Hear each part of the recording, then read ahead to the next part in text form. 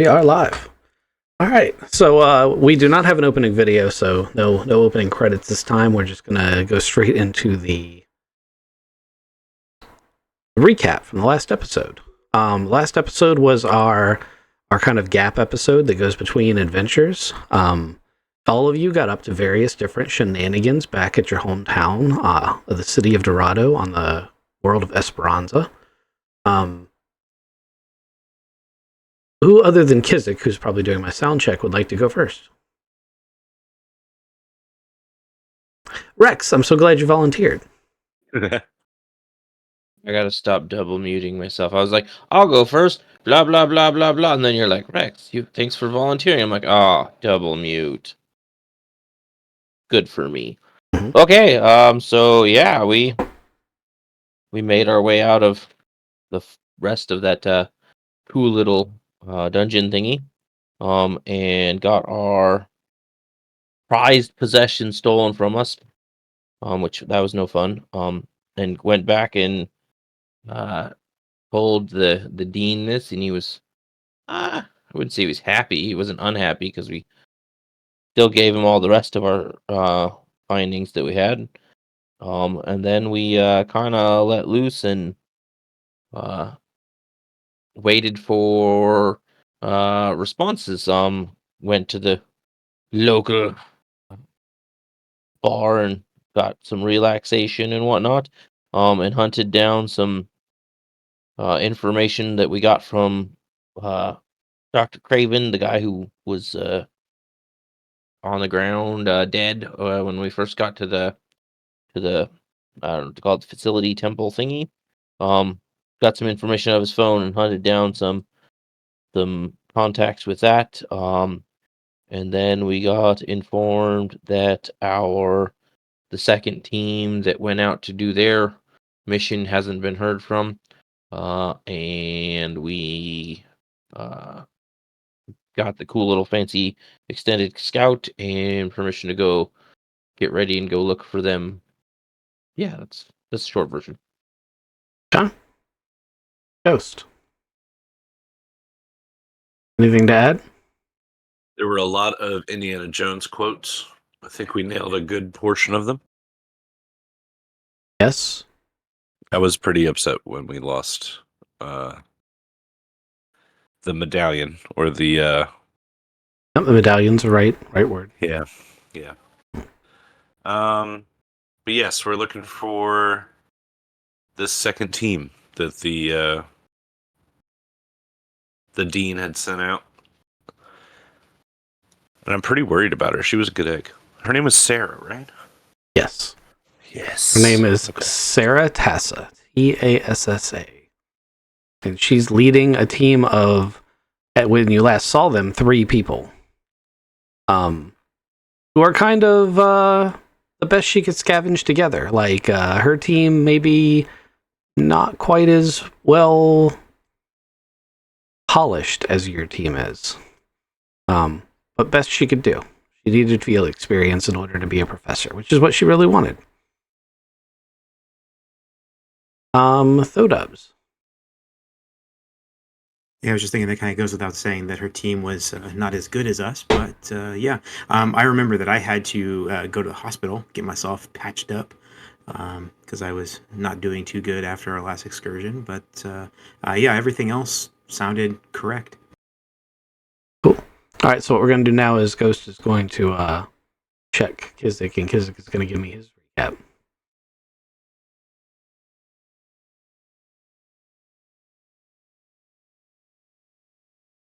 Yeah, so we... The echo there. I'm guessing he's muting that now. echoed myself so loudly that it brought me out of all of my choices. Went into a hole. Like, we faced the tests of being a Droyan. Like, we passed all of the tests. We got the medallion. Like, we're bonding as a team. We made it back, and surprise, we were double-crossed by, those sons of bitches. We tracked them down into outer space, We know that they had Droyan, then he probably double-crossed him with the Snake Lake people, and then we just know they're bad guys all around. Okay. And Kizik Ghost, are all the sound checks good? Sounds great. Yes, everybody sounds good. Excellent. I love not having issues. All right, so I'm gonna fast forward. You guys have your ship, the SX class that is yet to be named. And this ship is taking you. If you look over here on the board, you will notice that there is a new tag for a planet called Mithril. As we move through this module was plucked from a different subsector and then put into here. So just as a note to you as the players, if you see any references to the Sword Worlds, that's where I plucked this thing from. Ignore any references to that. I don't want you to confuse yourselves. Okay? It's not a thing that is here or matters in this setting. Understood? Cool. Got it. Because you will probably see some references here or there, though I've done my best to try to scrub them out. Okay, so there is a world. It does not. You'll notice that this world does not have a gas giant. This world does not have a strong sun. This world does not have a population. This is one of the things you may notice. It's 000 here on the end. Okay, it does not have a government. Okay, doesn't have anything other than it's an ice ball next to a weak sun. It's not an ice ball. It's an Arctic world. It has an atmosphere. You can breathe it, but it's like Antarctica pole to pole. Your different biomes consist of either snow biomes, ice biomes. There's a little bit of open water, but it's freezing Arctic water. And then there's like a rocky, like winter Badlands area. Those are like your different biomes. And this is information you could get just by, as you're coming in, you've jumped to this system. This is the last known system that Sarah Tassa and her team, they took a supply ship to this world because there was a lead that there might be some sort of ancient artifact somewhere on this planet. The only place to land on this planet is a Class E, meaning it's a cement landing pad on an outpost that is basically just there to service the very occasional scientific expedition. And there's less than a dozen people who run this outpost. That's the entire population of the planet. This is not a civilized world. Okay? You guys radio ahead of time as you're making approach towards the supposed starport. You got the beacon on here. And you don't get a response except for an automated response saying you are free to land and you're free to tank up off the snow. And any further requests for anything need to be left in the voicemail of the yard attendant. And we'll get back to you as soon as we can. So it's not a unfriendly greeting, but it is a, hey, look, we've got shit to do. And if you need fuel, you can get snow. Like, we are way too busy to be dealing with this shit. Yeah. So you guys set course. Now, I don't know who's flying or who's doing what, and it really, honestly, it doesn't matter that much. So you guys bring your... what are you guys going to call this ship? Rail just a little bit. You guys have a name picked out, or is that something we need to discuss further? I think this is our maiden voyage in it, right? So I would have still called it the Scout. Okay. This is, in fact, the maiden voyage of this ship. I mean, right now it's got a registry number. It's XS-462. So you can decide what you want on, naming it later if that's something that fancies you. I need to write down that I just named that thing. Does it earn its name, or are we naming it? I think it earns a name. Yeah, after its first trip, maybe its maiden voyage. It gets a name from that maiden voyage, maybe. Let's make sure we can survive the first maiden voyage first, and then. Well, that's why we don't need to name it. If we don't, if we're gonna die. I mean. All right, so by the end of the episode, we'll have a name. Yeah, I mean, hopefully it's not something like Sparky. No. The ship. The bucket. No, we're not the bucket. The trash heap. Okay. So. Tenure. You guys bring the scout down. All hands on deck. Like everybody, this is a brand new ship.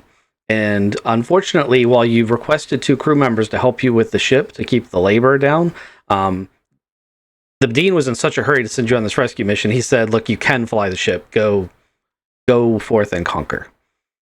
We need our crew members back. We need to figure out what happened to our team. He's very concerned about them. So you guys are approaching this landing pad. You guys are looking over each other's shoulders. Someone helped with the snow. Sorry. No, it's all good. I was going to hit that button at some point. So as you guys get within about a meter of the deck, you hear the landing gear click into place, and anyone who's in the cockpit of the ship. Let me get this thing here.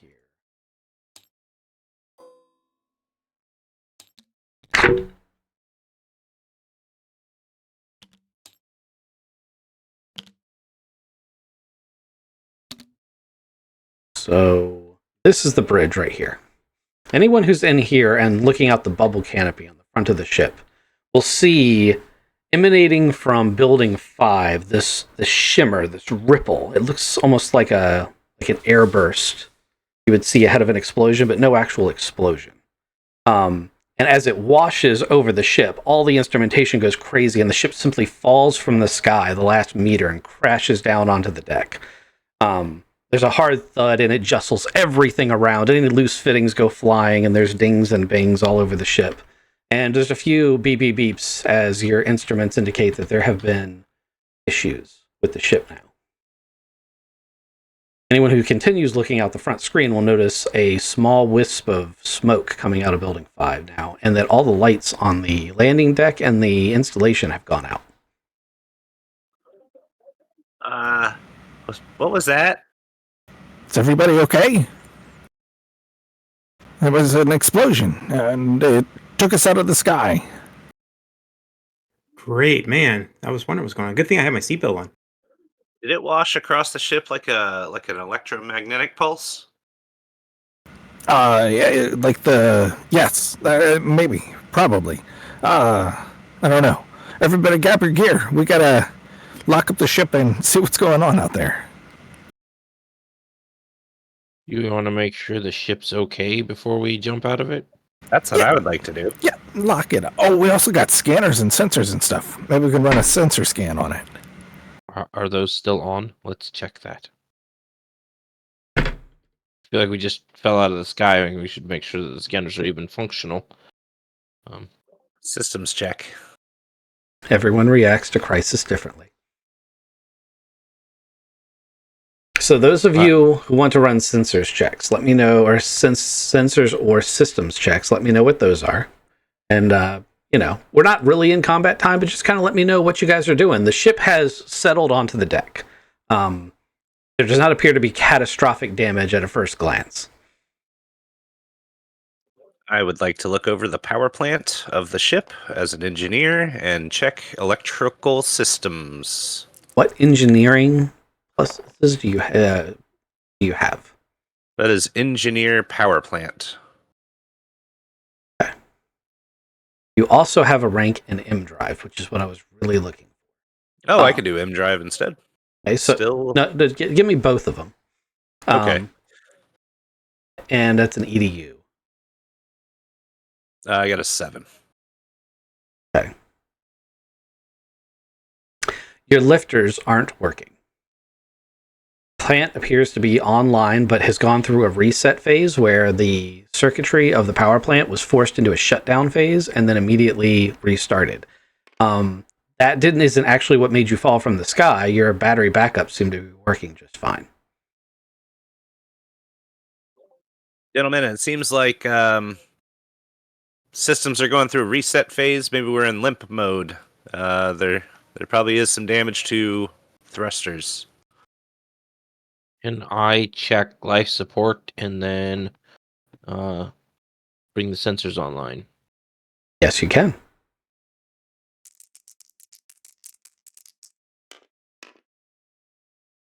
Nine for life support. Okay, there is nothing wrong with the life support. Sweet.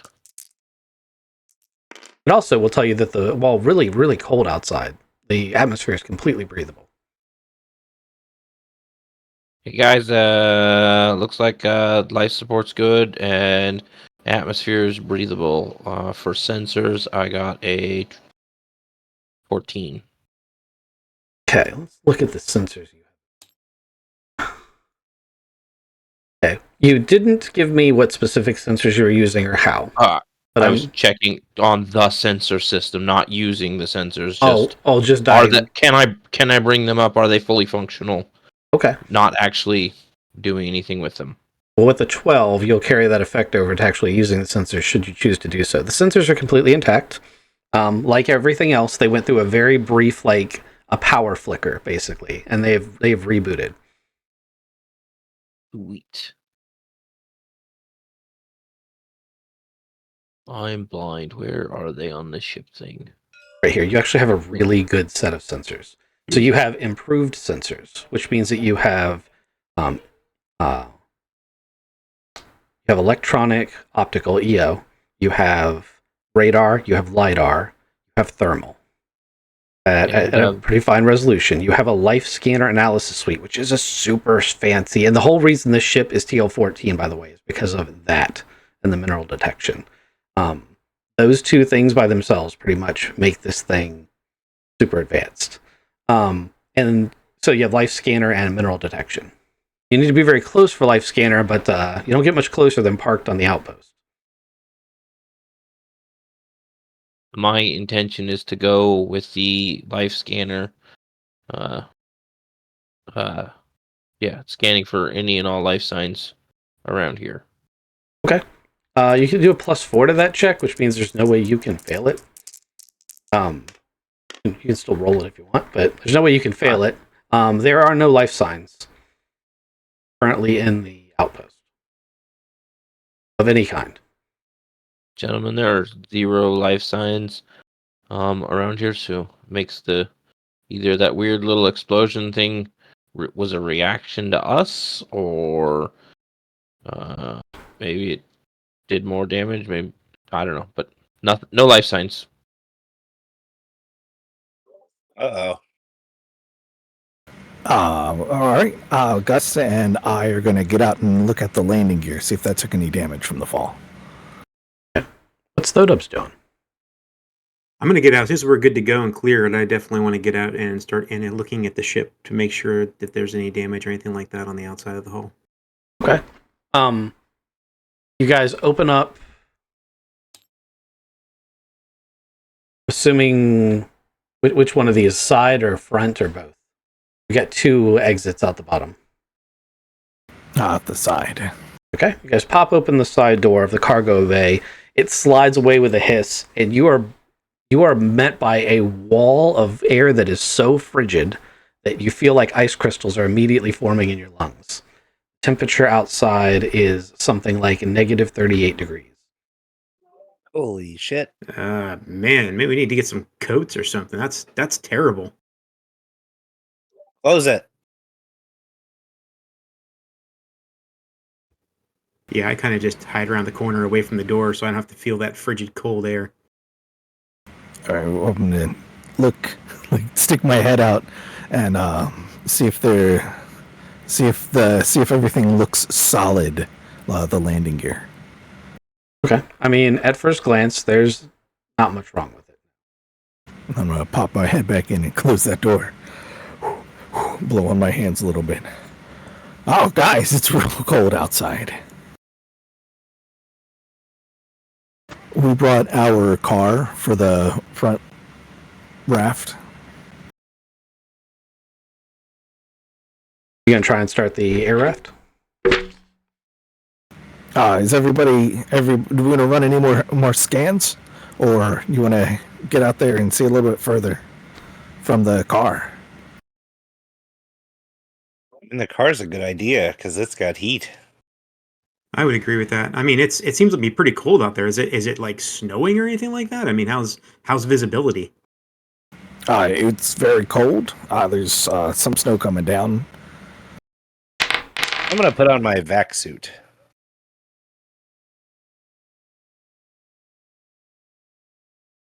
That way I feel a little warmer when we get out of the car.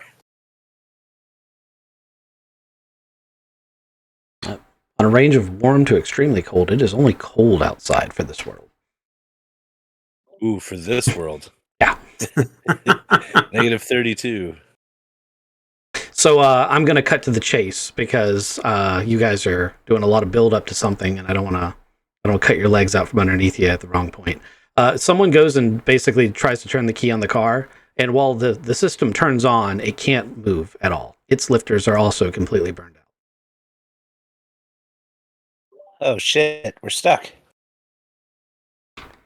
Zigzag, who did the damage assessment on the Serpent class, would also realize that means that, whatever this was, it only affected the very specific or a very specific part of whatever makes you lift. Further investigation might be warranted, but you don't have to. All you really need to know is neither the ship nor the air raft are going to be capable of flight.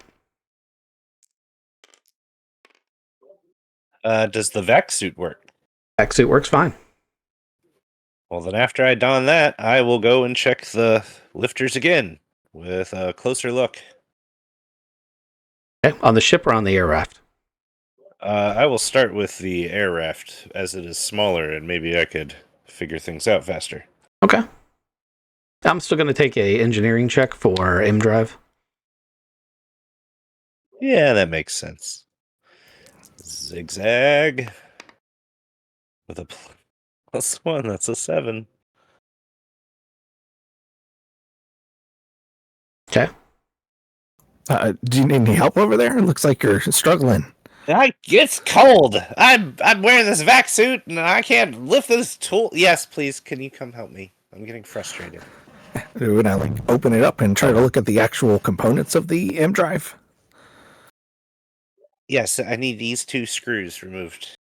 Why don't you give me a mechanics roll to take the thing apart, and then Ghost can use the effect of your check to try to decipher what's wrong with the parts you're handing him.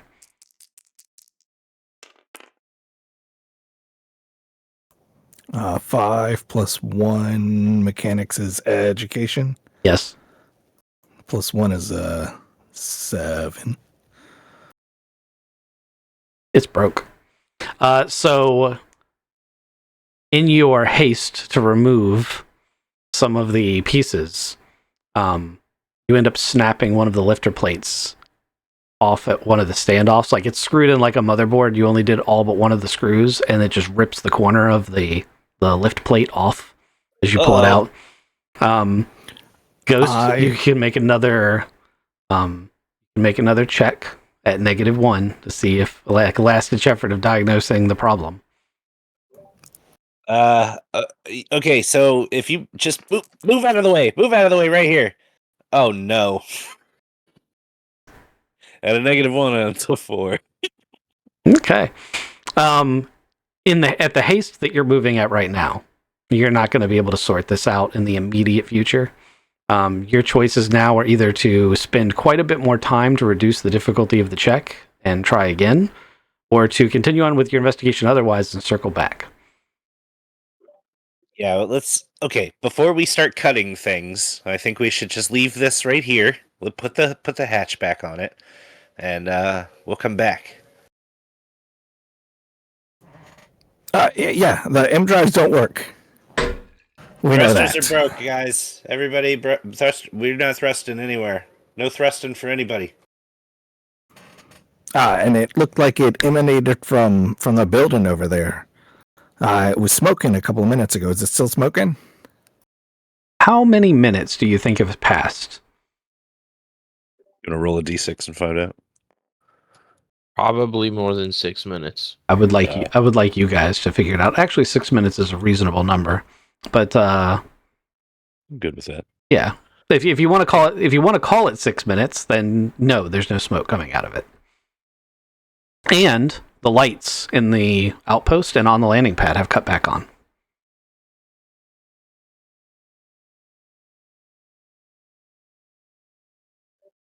Well, other gentlemen, what do you want to do? Bundle up. It's cold outside. Grab what we can to bundle up and make our way over to the buildings. Yep, sounds good. We got some warmer clothes here, and I'm ready to go whenever we're ready to go. So, standard clothing, unless you have specialized cold weather clothing, while you're going to be able to go out into this cold, it is not going to be survival clothing for out here. And I only point that out because that is very obviously a thing that as soon as you meet this cold, you're going to... Your natural instinct to survive is going to push you to find something better unless you have actual cold weather survival gear. I concur. We need to get into a building and find actual cold weather gear, because I don't think any of us have cold weather gear. Yeah, so let's get to the closest building that we can get into, probably. Does the vac suit help at all? Yeah, the vac suit helps a little bit. The problem with the vac suit is that the vac suit needs power to run. Yeah. So it will keep you warm, but keeping you warm is draining its power. I think a heat suit needs power too. I think it only lasts a couple hours. Well, yeah, cold weather clothing. I'm following the group. Sounds like a good idea. All right, guys, let's go. Stay huddled up. We bustle our way down the path. Okay, now a lot of this is going to be narrative, and I'm going to have to double and triple check stuff. So my request is that as you guys go through here and explore, understand that I'm going to have to read descriptions to you, and I'm going to have to answer questions by looking stuff up in the book. It also means that I'm going to have to answer just one of you at a time. So you guys tend to say, I want to do things back to back to back. Try, if you can, to be mindful of the fact that I'm working these problems in serial and I can't do them at the same time. So try to tail your requests after I've already answered the person in front of you in the queue. Does that make sense? Yeah. Copy. Yes, sir.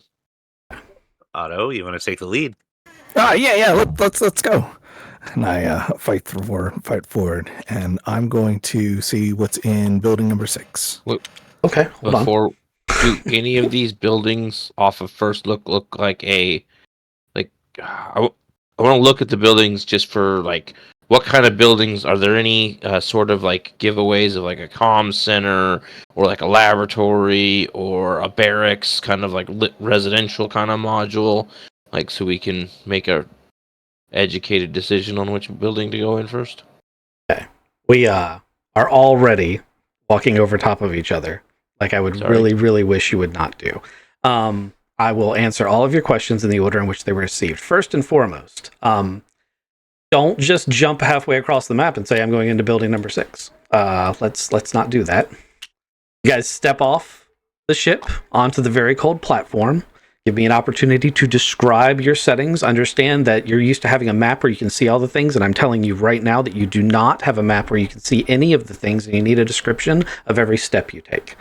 Okay? Gotcha. So you guys are stepping out of the ship. You're huddled up. It is incredibly, extremely cold. The stone that the landing pad and this road is made of appears to be somewhat snow and weather resistant. The snow has a tendency to melt when it touches this. God damn it, phone. Not now. Okay, as you like slowly start to make your way because the wind is blowing and it is incredibly cold, you see in the distance there is a complex with 4 buildings. These 4 buildings have a fence around it. The fence itself is not like a heavy duty or razor wire fence. It just seems to be there to delimitate the ends of the outpost. There are these symmetrical divots in the snow to the left of the road that sink down probably about a foot. They're like craters, and you can hear dripping water as you go past them, like as if the snow underneath as if the ice or snow underneath what you can see is melting beneath it. All the way down the road, there appears to be some sort of pit or depression all the way at the end of the road, but there's no building there. And you have 4 pre-made concrete buildings. One of those buildings does have a communications array off of it. Another has a very large vehicle-style door. One of which, one of the smaller buildings, the one you saw the ripple emanate from, has the last vestiges of a couple wisps of smoke and the obvious signs of fire suppressant having gone off inside, like just outside the door of the building. The last large building, there's like a covering, an awning that's supposed to deflect the snow from the foyer. It is collapsed in over top of the door. And you guys can observe all of this on your slow trudge down towards the entrance to the outpost. I assume that answered most people's questions. Yes, sir. Thank you.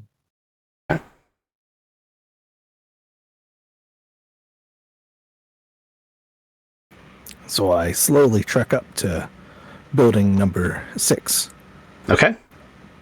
And I knock on the door. There weren't any life signs. What are you knocking for? Robots? He wants to see if it's hollow. So nobody comes to the door. I try to turn the handle and open it. Okay. Yes, nobody comes to the door. I was taking a minute to read a thing. You're going to have much slower responses from me than you were used to. Try to be patient, please. So as you walk up to this door, it's thick-walled, it's blocky. There is a very utilitarian double door, and above the double door, it says the word administration building. If you knock, no one answers, and the door is not locked.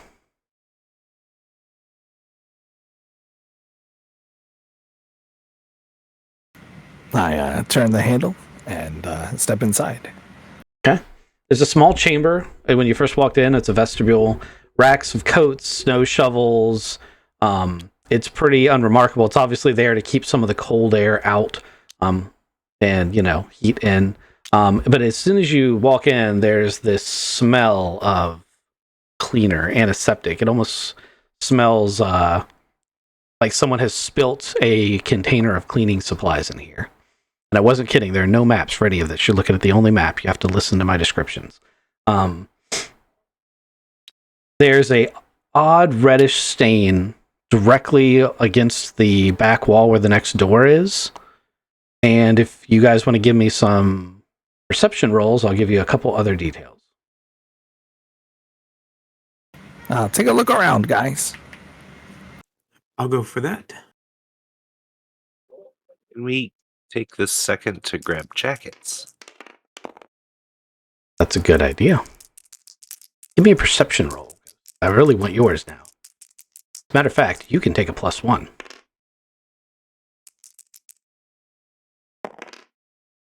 I will need it because I rolled a 3, and with that +1, that's a 4. My recon is a... Where is that? 2, because I'm awesome. So that's a 6 plus... Sorry, is it recon and intellect? Recon is intellect. That is correct. That's another +2 for an 8. Awesome. You only needed 6. Who got above a 6? Otter rolled snake eyes and Gus rolled a 9. Okay. Got a 6 even. All right. We're doing good. Rex? Nope. Okay. Well, so Rex is Zane, right? Yes, sir. Zane is a bit preoccupied with how fucking cold it is. The rest of you, so Zigzag goes to grab some of the parkas in the corner. And as he pulls one out, he realizes that the closet in the back is riddled with bullet holes. The parkas have been shot. Not like intentionally. As you look around, each of you will notice that rolled really well that there was a firefight in this foyer. and there are bullet holes embedded in pretty much all the walls at the entrance you just came through and at the entrance that goes deeper into the building. And then someone has tried to clean up all the blood. Guys, are you seeing this? There's like bullet holes and stuff in here. These parkas, they got holes in them. Yeah, this is a pretty creepy place here. Man, I don't know. I don't know how long we want to stay here. Again, we didn't find any life forms, right? No, I think this red stain over here is blood. Maybe that was a life form at one time, but of course, obviously nobody's here. I don't see any bodies. No, someone's cleaned it up. That's even weirder. You guys gonna proceed deeper into the building? Yeah, there's a second door. It's closed. Is it warmer inside? Yeah, it's on. Then yeah, definitely. But let's proceed cautiously. Oh no, there's no people. There could be robots. Let's proceed cautiously so don't get shot. Okay. You open the inner door and there's a long hallway. There are 4 offices with little windows looking into the hallway, 2 on each side of the hallway. And at the end of the hallway, there is a large space that says Admin Center.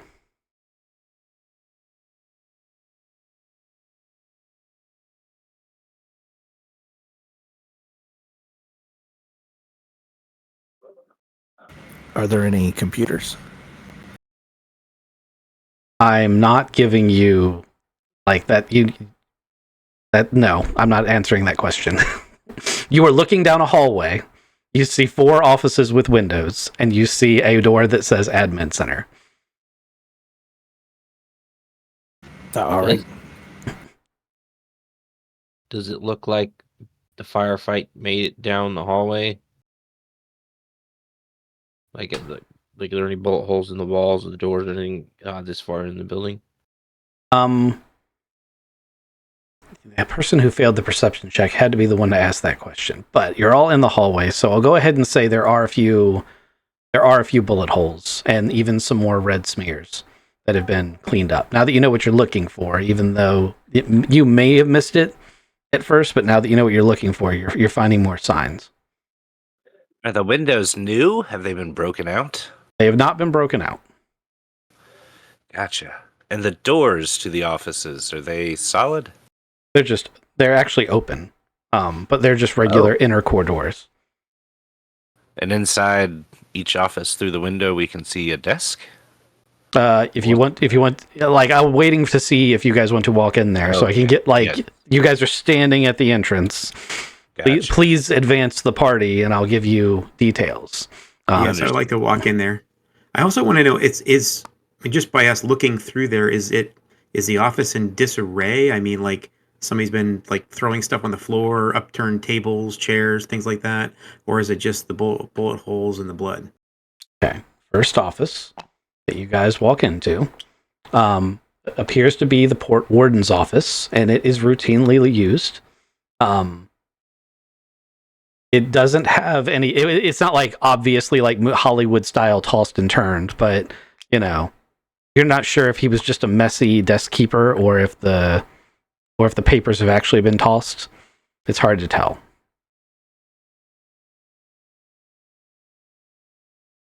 But this is the port warden's office. You can kind of tell by what's in here. Yeah, okay.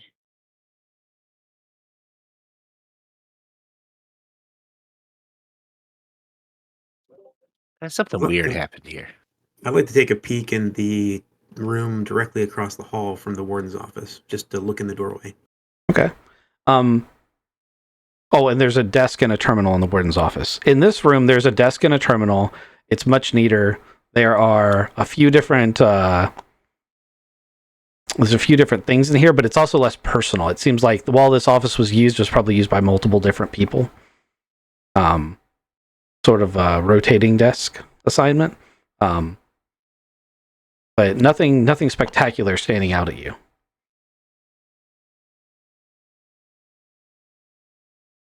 I would like to do the same on the next door down.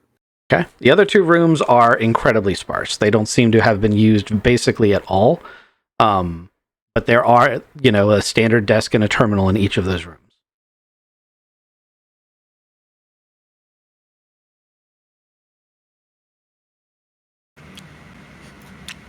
All right, what's inside? Is there a window on the last door? Nope, it just says admin center. A door is closed. The door is closed. I touch the handle Okay. and I open it up. Okay, it's not locked. A double row of desks have been pushed together down the center of this chamber. It's strewn with outdoor clothing, several sets of what appear to be homemade skis formed out of plastic. They have cracks in them, so it doesn't seem like those skis worked very well. There's another stain, much like the one in the vestibule in the hallway, in a doorway on the back of this very large room. There also appears to be a considerable number of bullet holes all around this doorway on the far side.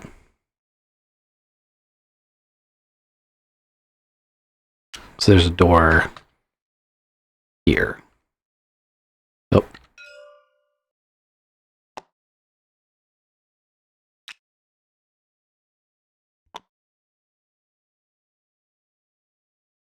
You guys see anything interesting? Or are we going through the last door? Looks like there's a lot of bullet holes here. Can I investigate the blood marks looking for, do they look like they are indeed, all bullet wounds? Are they, can I ascertain if, somebody, hit the wall and slid down, or if they're all human or any other species? All right, so that's actually a really good question considering the world that you're in. I like that level of thinking. With that said, all of the blood you can see appears to be the kind of reddish, oxygenated blood you would expect from a human or human-like species. It's not green or obviously alien. Does that answer your question? Yes. Next question. How many separate blood spots do we see? And when I say blood spots, I mean like obvious, this is where somebody got hit with a bullet with some sort of weapon, not like drips of blood, but blood. Like a lot. There's only two spots where there's a whole lot. The vestibule with the jackets near the door, right when you came in the door, there's a big spot. And then right here at the entrance to this door, there's a big spot. When I say big spot, like a 5-gallon bucket was dumped and then cleaned up. Roger, thank you.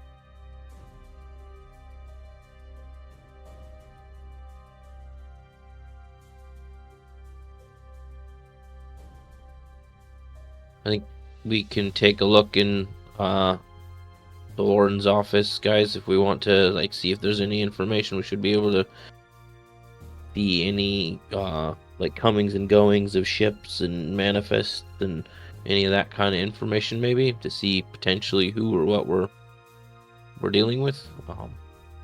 The admin office also might have some other clues with what's going on here. We don't know a lot about this facility or anything, so just some options.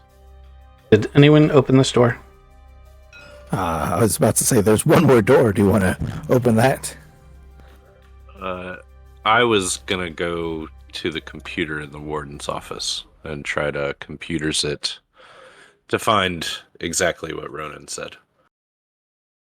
Okay. When you go to open up the warden's or any of the terminals, it immediately prompts for an authentication code. It is a 12-check electronic computers. Do you pass?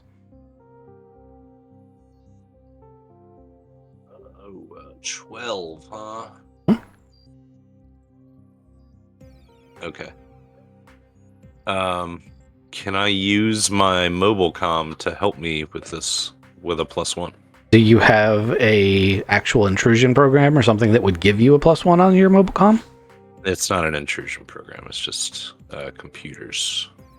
It is a computer to help me crack the computer. No, it's just a mobile comm. There's specific stuff you can get on your next shopping trip, you may want to make a note. That will let you do that, though. Okay, tracking. It is worth a shot, and I did not get it. It's an 8. Okay. You get 3 attempts to log in, and that's 3 attempts total, not per person.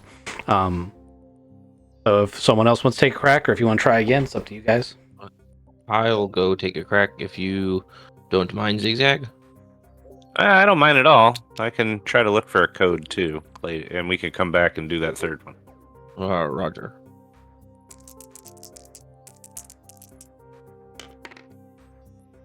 $10, $11, $12, $13, $14. 14. Nice. All right. Boop, boop, boop. The password was password. Yeah. Yes. 1, 2, 3, 4. What kind of idiot would put that on his luggage? Okay. Let me scroll up to this. You passed the electronics check. There are very sparse shipping records for the past few months. This outpost does not see a lot of traffic at all. Basically, the last visitor was a far trader, the Iataka Wasab. I'm almost certainly pronouncing that wrong.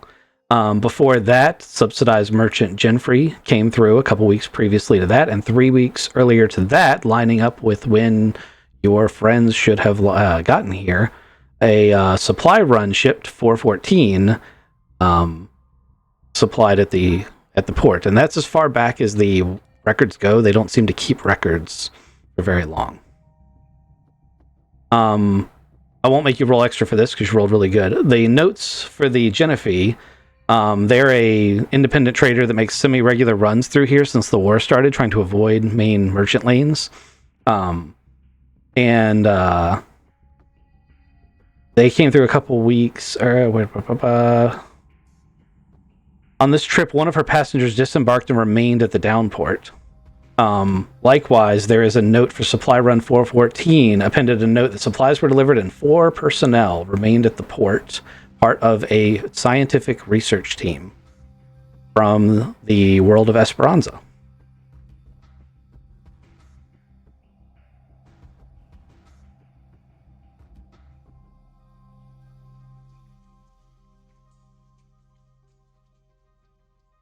So it looks All right. like Sarah ahead. came in from the supply ship 414, right? And then there's a Genevieve ship and a Iataka Wasab. What Yeah. is that? Genevieve's the name of the ship. The Genevieve's class is a subsidized merchant. So that's actually the same as the Perfect Stranger was.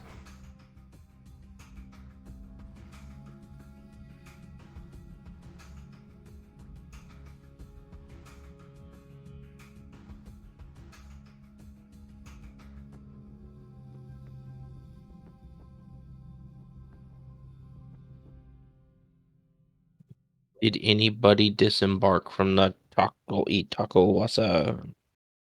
I've given you all the notes that exist. Roger. Hey guys, it looks like we got positive confirmation that they arrived here a couple weeks ago. That's good. And if only 3 ships have come by that they logged, it doesn't look like they left. So, potential good news, maybe? Yeah, she's probably still here somewhere. Hopefully alive. That's really interesting because again, we didn't see the ships when we got here though. I wonder where the ships are.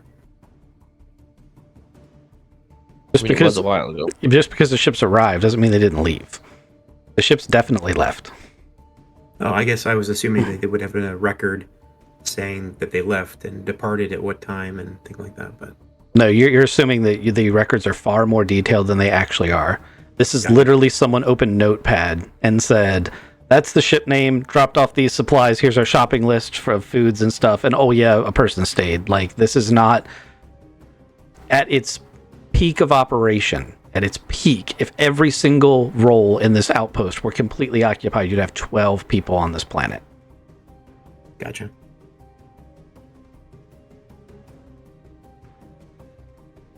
This place is freaking me out.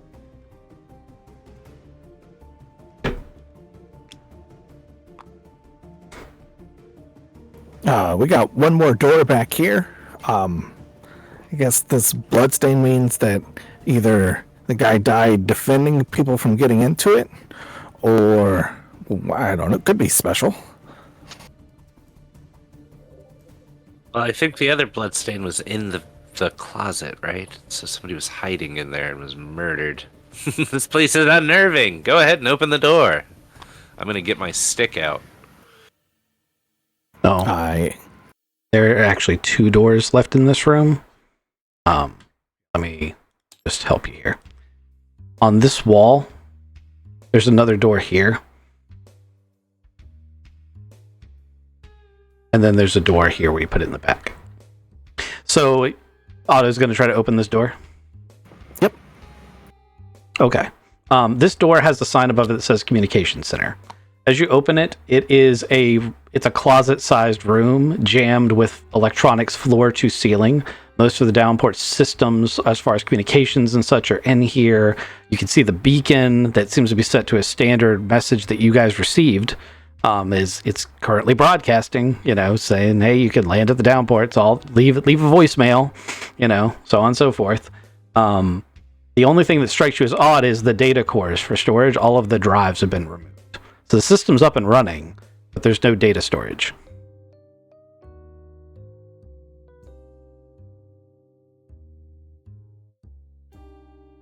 Guys, there should be data cores in here that store digital records. They're not here.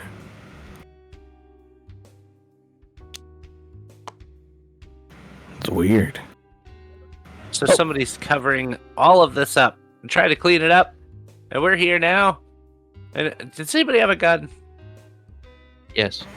I've got a weapon. You got I do too. Zigzag says, does anyone have a gun? And Otto looks at the one unopened door that hasn't, and it says secure storage / armory.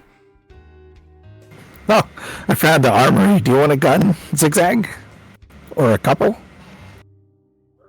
I've never even fired a gun. I'm gonna go in there, but I'm not liking this. Okay. You push on the door to the secure storage armory, and it obviously should be locked. However, someone has taken a plasma cutter and cut around where the lock is. So the lock is still engaged. The wall part of where the lock would latch into has been cut out. So the door just swings freely in. Inside, there's a homemade still and an armory rack for a dozen long arms and the same number of pistols, but there's no sign of any weapons or ammunition. There's just some loose webbing and mounts where the weapons used to be. Likewise, there's only a couple of the homemade hooch bottles, we'll call it, from the still that are kind of laying various empty crates next to where that was.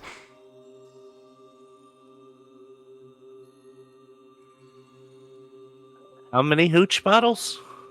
4.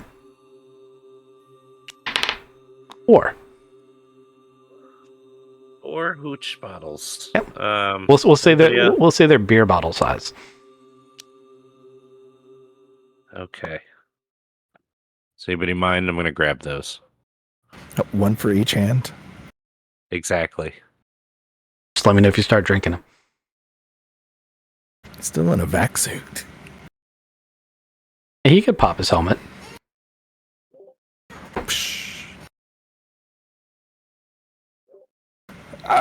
Is there anything else?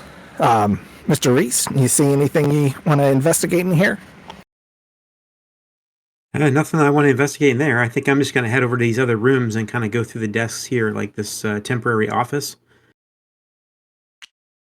Okay. Again, looking for any type of password, keycard accesses, any sign of the hard drives that are missing, things like that. You don't really find anything. Okay. If you put the password that they deciphered for the warden's office into the authorization code at the desk, it unlocks and gives you access to the same files.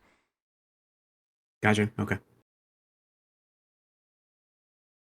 So yeah, nothing interesting in here. It doesn't look like kind of duplicate of whatever the warden computer had.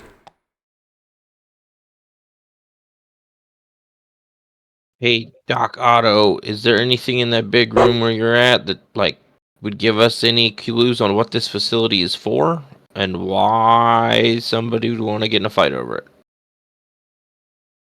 The data records for the communications, like the whole communication suite back here, don't have any data cores. I guess that's worth killing multiple people for. Also, there were like survival gear. There was broken skis and stuff in here. Any survival gear that we need or that we could use? I think they were all broken and not very good looking. Looked like the skis didn't work. Oh, the heat works, and we can. I don't know. I'm gonna take one of those coats. I don't care. No, I agree. I think I'm going to start taking anything that's warm, like coats or snow pants or boots, gloves, things like that, hats. Also, it smells like cleaning supplies. How long do cleaning supplies linger in the air? In a sealed room? A lot longer than I first thought.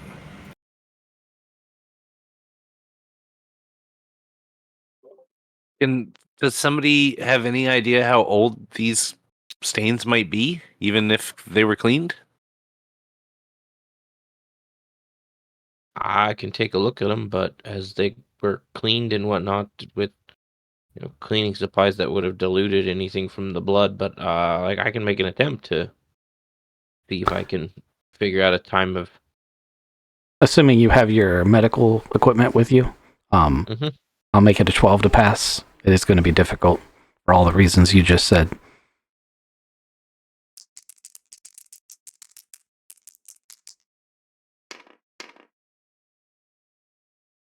Eight, 9, 10, 11, 12, 13.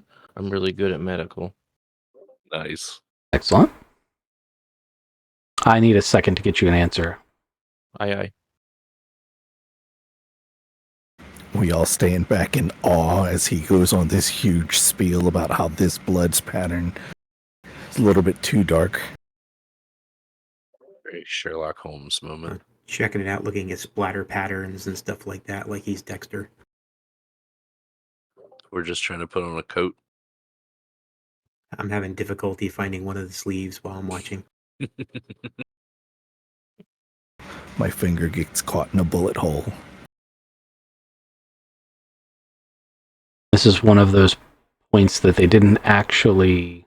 Like, they go into how long the day is, but they don't actually say for certain how long ago. I'm going to have to piece it together from clues. Hold on. Yeah, this coat kind of smells kind of funny. I don't know. But hopefully it keeps me warm. That's all I really care about.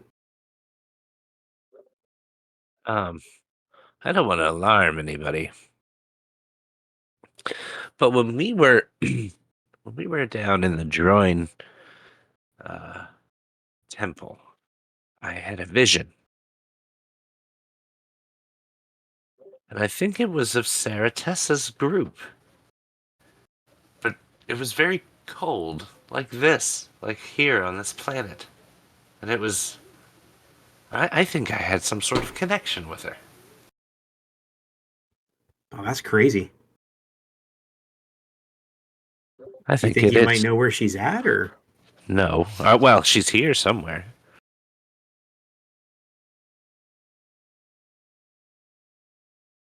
I mean, statistically, she's probably here. I'm gonna guys- I'm gonna say it was a week ago. But I reserve the right to have to retcon that later. Roger. Hey guys, looks like like whatever happened about a week ago. I find it interesting that, obviously after this firefight happened, I'm assuming there were bodies here. The bodies were taken somewhere else and someone attempted to clean up. Didn't really do a good job, but that's kind of interesting.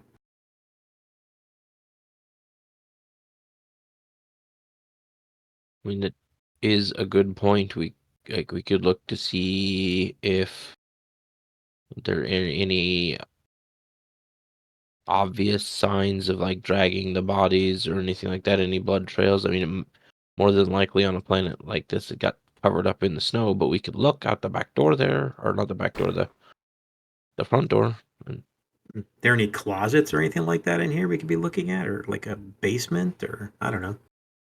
not that we saw in our. You've only gone into Yeah. one of the buildings. Yeah, that just means that these bodies are probably taken from this building at least and put into another building or somewhere out in the snow or something. Are you guys good with your coats? Coated on. I held my breath as I put a scarf around my face. Yeah, that scarf is definitely you, man. That's all you. Oh, thanks. All right, where are we going next? The vestibule that we're standing in right now for the other big building looked like it was collapsed. We're gonna have to dig it out. Not the vestibule. The vestibule is a room inside of the building. There's an awning that is collapsed over the door of building 7. We'd still have to clean it out, or could we find the door? Or do some investigating to find it first? Yes, that one. You're learning. I know it's a different way of us doing a mission, but there's just not... I can't make maps for the 100 different things you're only going to be in for 10 seconds. Let's head over to building 5 since it's kind of like close. We just kind of like zip right over. All right, head on that way. That's the one that the explosion came out of, or the pulse, or whatever it was. That's where the smoke was, right? I mean, it was there for a bit. So the first thing you're going to notice about this room is that there's a sign above it that says reactor shed. No windows, has a single entrance.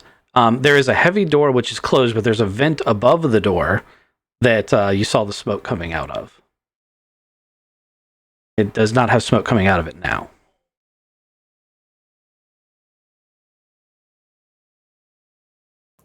Can we open that door? Hold on, it's a reactor. We gotta see if it's radiating anything. You guys are gonna die. See, that's why we have you around here, Zigzag. You can tell us these things. I'm in a vac suit, but Jesus, you guys you get cooked alive by the radiation. All right, you first then. You go first. Can I engineer power plant or maybe just who's got sensors? I've got sensors.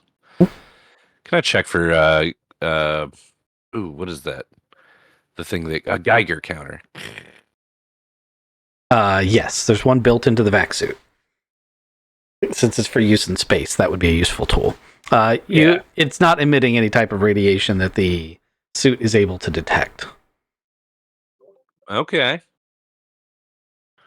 All right, sorry, I might just be paranoid. Go ahead and open the door. No, it's a good call. So, Definitely good. you guys open the door, and inside, in the center of a very heavy concrete building, there are a bunch of pipes coming to a compact fusion reactor that's kind of adapted from a standard design that usually powers small starships. Reactor's fuel reserves appear to be going wherever those pipes are going. That's where the fuel's coming from. It's most likely running on liquid hydrogen, like the starships do, which is probably being refined from the snow somewhere. Let's see. Oh, all around the pipes and the room, there are workbenches and such. There's like an electronics workstation in here, or several of them, and it is strewn with just half-finished projects. It's got like the various different every type of electronic device you can possibly imagine has been gutted, rearranged, tinkered, thrown around with, all sorts of stuff. And in the back left corner, there is a smoking and half-melted coil. Who has either Starship M drive or no, I'm gonna say Starship M drive is probably the only one that's completely relevant. I'll take life support, just at a stretch. I have life support. Okay, I've got a 0. if you got M drive. a 0 or higher, you just give me a roll. All you need is an 8 to pass.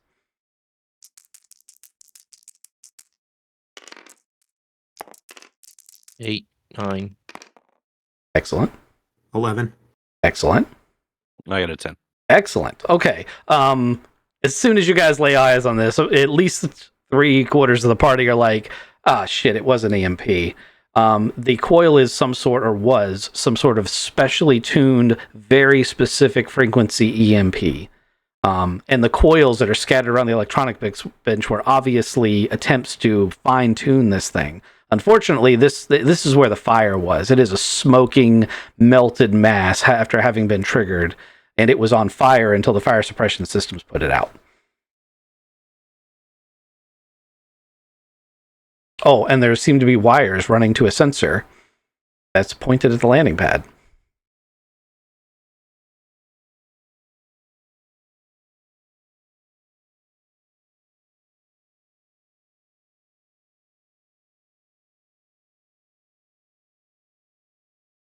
I'm gonna go and take a look at that sensor and see if I can figure out if it was used as a remote trigger, and verify that, or whether it was a person on site, Okay. kind of thing. You guys were well enough. It doesn't require additional thing. The sensor is very distinctly just looking for some sort of M drive signature right above the landing pad. Like, it's very specifically designed to disable a ship on the landing pad when activated. And that's kind of all you know. Well, this is some sort of trap then to keep us here, or are they gonna? They're gonna steal our ship. We need to get back to the ship. So was that thing, that EMP, kind of weaponized? Does that kind of look like what it was? It was pointing there, waiting for somebody to land, and then knock on it. You guys aren't our thrusters. You guys aren't an experienced ship crew, but some of you have enough experience with ship systems that you may have heard of this. So you guys can decide for yourself whether or not this is a rumor you've heard.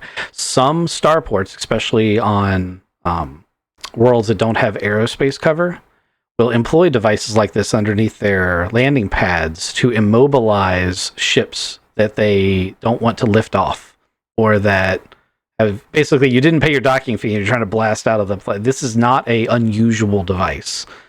It's unusual in that this is a tiny ass facility and someone obviously homemade this, but it is not an unheard of tactic to keep a ship. Usually it's, pirates have attacked and you want to stop them from leaving, kind of deal. Would law enforcement use this thing to keep somebody grounded? Like it's a boot? As a last ditch effort, because it does cause permanent damage to any M drive in the air. It's not unidirectional. This thing covered the whole facility. So it is like, Right. It's like a last ditch effort. But if slavers have attacked your colony and are hauling your children off, you would detonate something like this to keep them from leaving with your children so you could fight them, kind of deal. Interesting. All right. Is the generator still running? The generator is running. It reports a brief, unknown reason power outage and reboot approximately about the time you landed.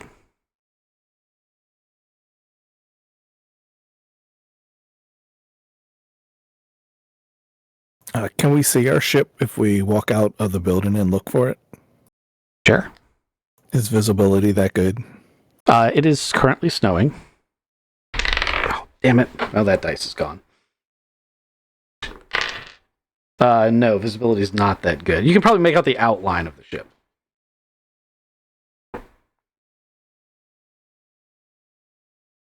You guys want to play with the electronics over there on this bench?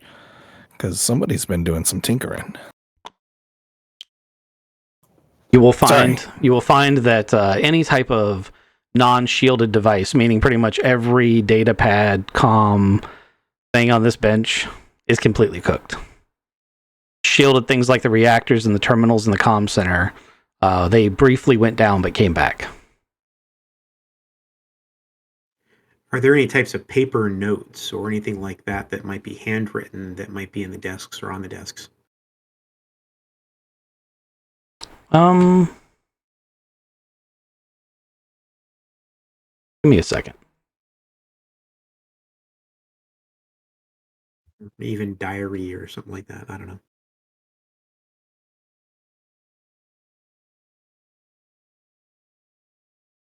There will probably be some like notebooks with various different like schematics and such on here, but it's not going to have any. It's not going to magically give you the answer. Like, there's enough technical schematic here that if you wanted to make another starship roll and try and figure out exactly what the EMP did to the ship, you might be able to figure it out.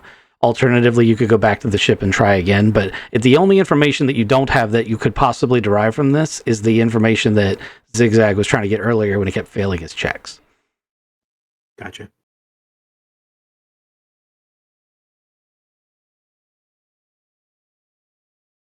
Are there any types of usable supplies and cabinets or anything like that that we could use, or maybe You're going to have to be look for the way like 100% more specific than usable supplies. Sure, Gotcha. there's some bleach here you could clean the floor with. You know, there's probably a candy bar you could eat. That's a usable supply. How about is there anything that I could use to fix the thrusters when I get back aboard? No, Capacitors or anything like that? they're capacitors. Sure. But that's not what blew out on the That's thrusters. information you don't have yet. Would you like to try to get that information again? Sure. Let's make that roll. Hopefully. Good God. With the EMP here, I'll give you a +2. Oh, that's good. Natural 9 plus. Now you roll natural 9. I know 1 M drive and 0 in education, so that's a 10. Okay. You flip through the schematics and look at the parts available, and you very quickly becomes apparent that rather than try and targeting the really hardened parts of the M drive, this EMP has been tuned specifically to a frequency that disrupts the governor chip inside of a lifter. So any G drive, like an air raft, or Gus can't fly. Like a gas. He's been walking the whole time. He's gonna have to have been walking. Like the governor chip that regulates like how the thing works.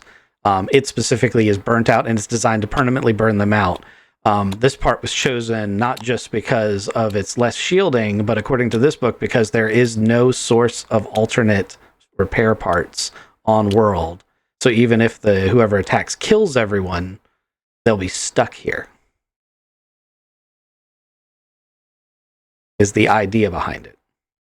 So I need to find more governor chips, but there aren't any here.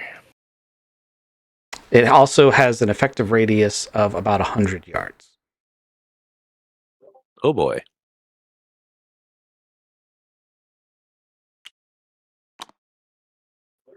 Well, gentlemen, I've pinpointed the problem. It seems like every thruster system within a grav vehicle or any kind of engine really that uses that kind of thrust has to have this governor chip in it. It regulates the amount of power that goes through it. That chip has been destroyed. We'll have to find new ones. It's not an easy repair, so it just completely burns them out. That's why Gus is rolling around.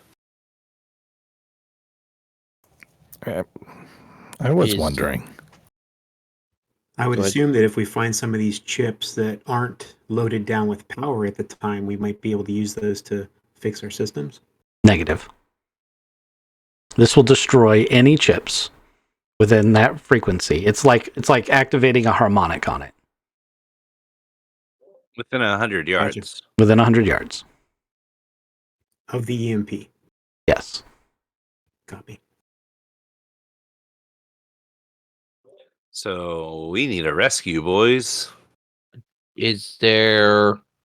Do we have enough electronic components that maybe we can take a look at this, guys, and see if with our powers combined we can make a governor chip that will function? Let me help you. You guys are barking up the wrong tree. You cannot fix this without a spare part. Roger.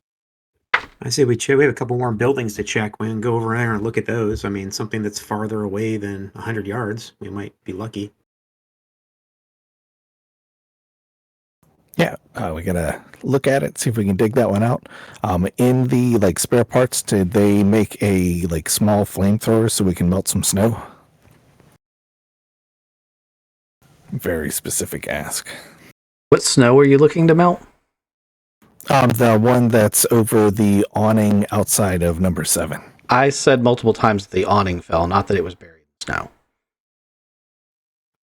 I took the same thing as as the doctor there on that one, but yeah, I think we need to go check that out, see if we can get in that building. Following you, Doc. You also haven't gone into building 4 yet. Correct. Yeah, we have building 4 and 7. So Wrapping up to be as cold resistant as possible. Just take. Hey, look! There's no snow on this awning. The awning just fell. Actually, at this range, go ahead and give me a perception check.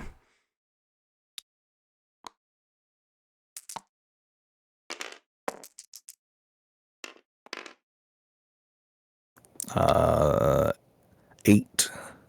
9. Okay. The door to the accommodation block has received a hit from a laser weapon, and this is obvious as this snow screen has been deliberately lowered to cover up the damage.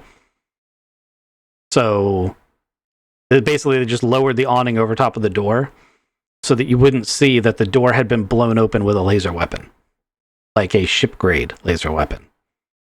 Oh no! Wow. That is truly odd, guys.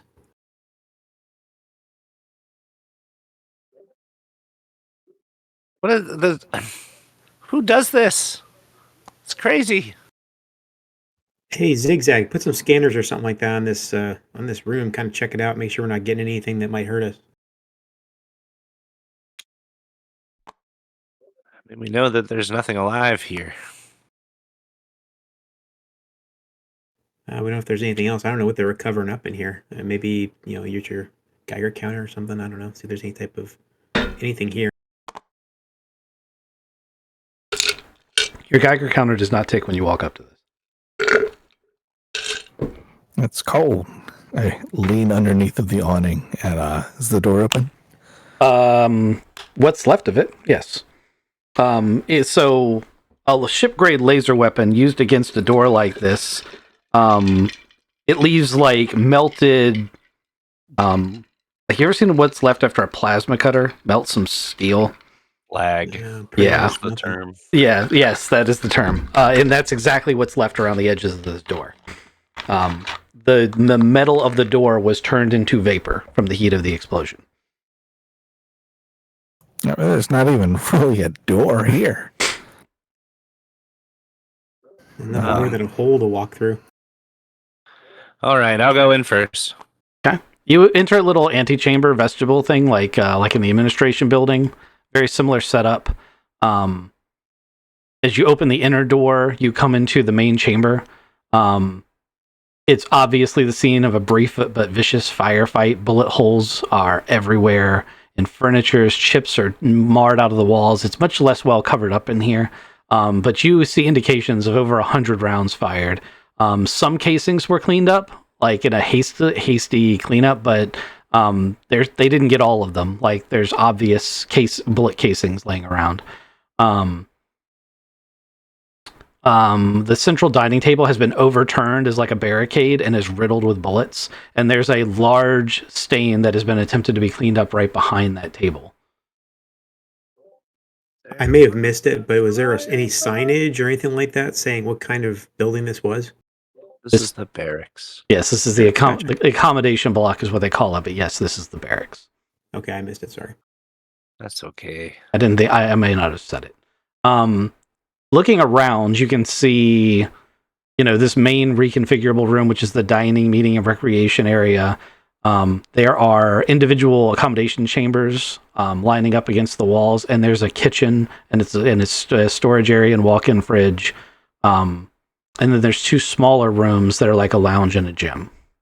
So it's a rather large, think like a gymnasium converted into a barracks. So it does have different rooms in it, but the whole building was originally just one big room that they've partitioned off. What's been trying to clean up the blood? I'm so confused. Yeah, it's really odd, isn't it?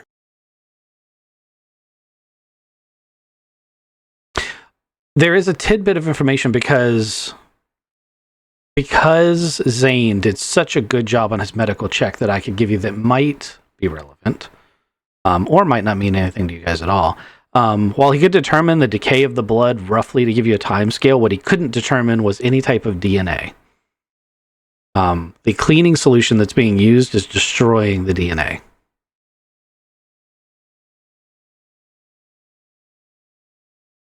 Is it ammonia? They used ammonia! Ammonia! There was a firefight! Oh wow, it's that whole thing, isn't it? Yes, it is. It's that whole thing. Some of you probably don't know what we're talking about. No idea. Look like, does Yeah, I it look missed like it. 6 shooters, or does it look like one man with 6 guns for here? That is a damn good question, isn't it? Somebody needs to search around. How many shooters? Did all of the bullet holes look like the same caliber?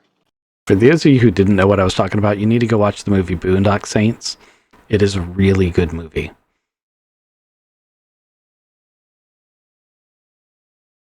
You guys should watch it for school. Actually, I like the sequel. A lot of people don't like the second one, but I really like the second one. But the first one's a cult classic. Anyway, so you guys are walking around the center of this room, the main chamber. There are other rooms in here you can go check. Is one of them the warden's bedroom? Almost certainly, but good luck figuring out which one it is. So we've got, I'm trying to figure out how many there are. It's a 12 individual accommodations, so.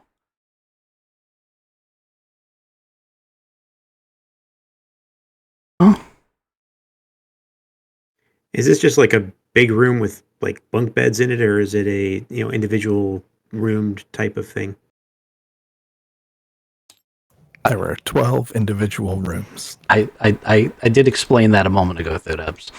No, I mean 12 living spaces, I think is kind of what I heard. I said there were 12 individual accommodation rooms. Okay. 2, 3, 5. That's only 5. I can't make it the right number.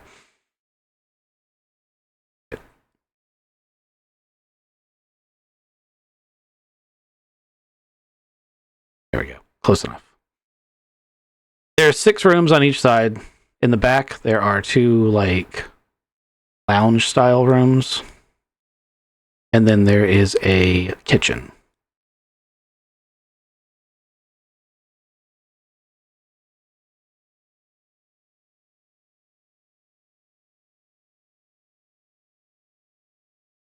Okay. And then there's a big central area, which is where like the table is turned over, and then there's bloodstains.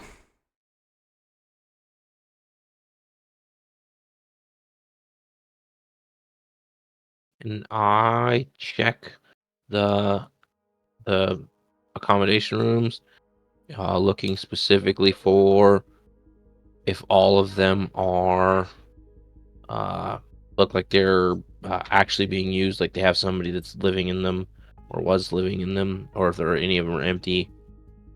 Okay, a bunch of them are empty. The accommodation rooms are small and basic. They are slightly inferior to those aboard a second-rate commercial starship. They're tinier than your quarters on your ship. A couple have been used as junk rooms where various items have been dumped, notably a large number of whole, torn, and otherwise damaged pieces of outdoor clothing. Another contains various basic medical supplies, most of which is in cases that have been at some time opened to deal with a minor emergency, and the remains of the kit are left here. It's obvious that 6 of the chambers were in recent use. 5 of these have clothing and personal items belonging to mixed male-female crew in varying degrees of tidiness. They have been cursorily searched and notably lack items like jewelry, personal electronics, or any form of cash. The last room So there were 5 of these rooms have been 6 of the rooms have been used. 5 of them are in that state. The 6th room reminds travelers of a starship cabin used by someone who dislikes to pack and unpack. A few items have been placed on shelves or hangers, but it appears the occupant lived out of his bags. These are missing, as is the occupant, although there is a blood trail leading to this chamber from the central one. It has been thoroughly doused with insolvent-based cleaner.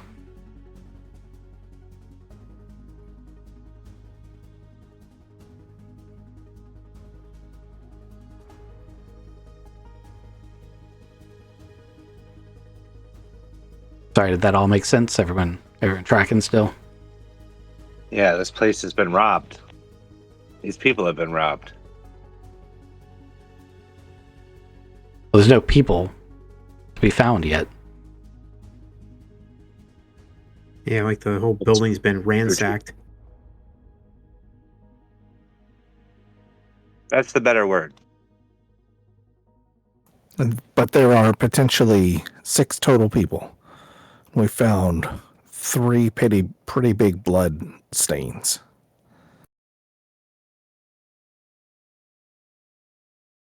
And one of these 6 rooms, this one with the big blood stain to it, was somebody who doesn't like to unpack.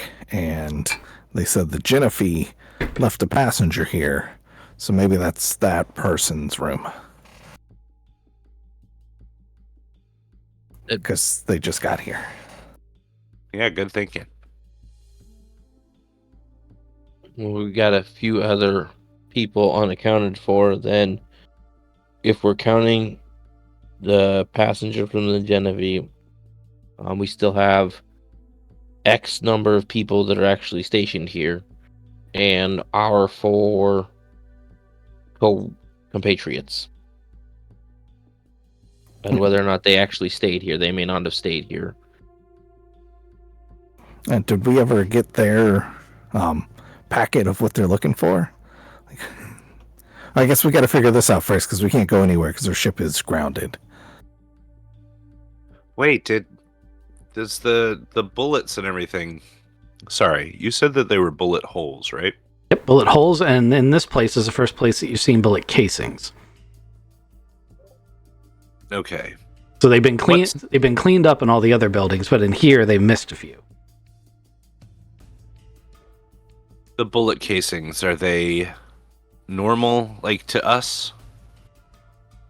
Yes, so the bullet casings would be a mixture of local firearms, like those made on Montage and those made in New Colchis, and a mix of Alliance firearms, like those from the Galactic Alliance. All of them civilian, legal, and able to be procured. So, but what specifically that tells you is that they're not like some exotic alien firearm. Right. It's not droid. Yes, it's not something like that. It's not some, it's also not a laser weapon. Right. Although, actually, I'll take that back. You will probably find 1 or 2 standard laser power packs discarded. And it'll be a mixture of lower tech cartridge weapons and higher tech power cells. Okay. But all still standard, all still things that you could walk into a market in the Galactic Alliance and buy.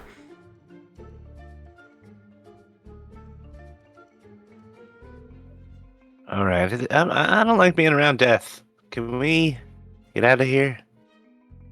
Yeah, I'm good with that. We can just go ahead and head off. We definitely need to look for, that chip for Zigzag so we can fix our ship. There's no way for us to get out of here without that chip, it sounds. Do we want to take a look at these other 3 rooms here? Other question that I have is the 6th room that has the blood streak to it. Is the blood streak coming from behind the table?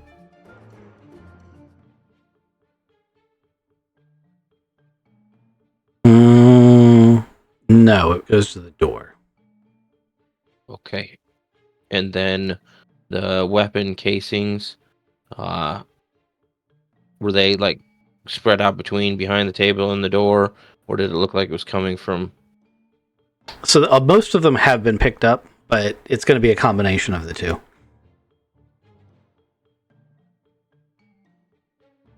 And then, can I look at the giant blood pool over here? And just by looking at like size of the blood pool, and is it cleaned up enough that it's just a stain, like a red stain on the ground, and I can't tell like amount of blood? You're a medical professional, so looking at the stains, you're going to draw a conclusion that someone lost enough blood behind that table to have died. Someone in the front vestibule of this facility lost enough blood to have died, and someone back at that comm center lost enough blood to have died. Only one person? That you can tell from what you've been able to find so far.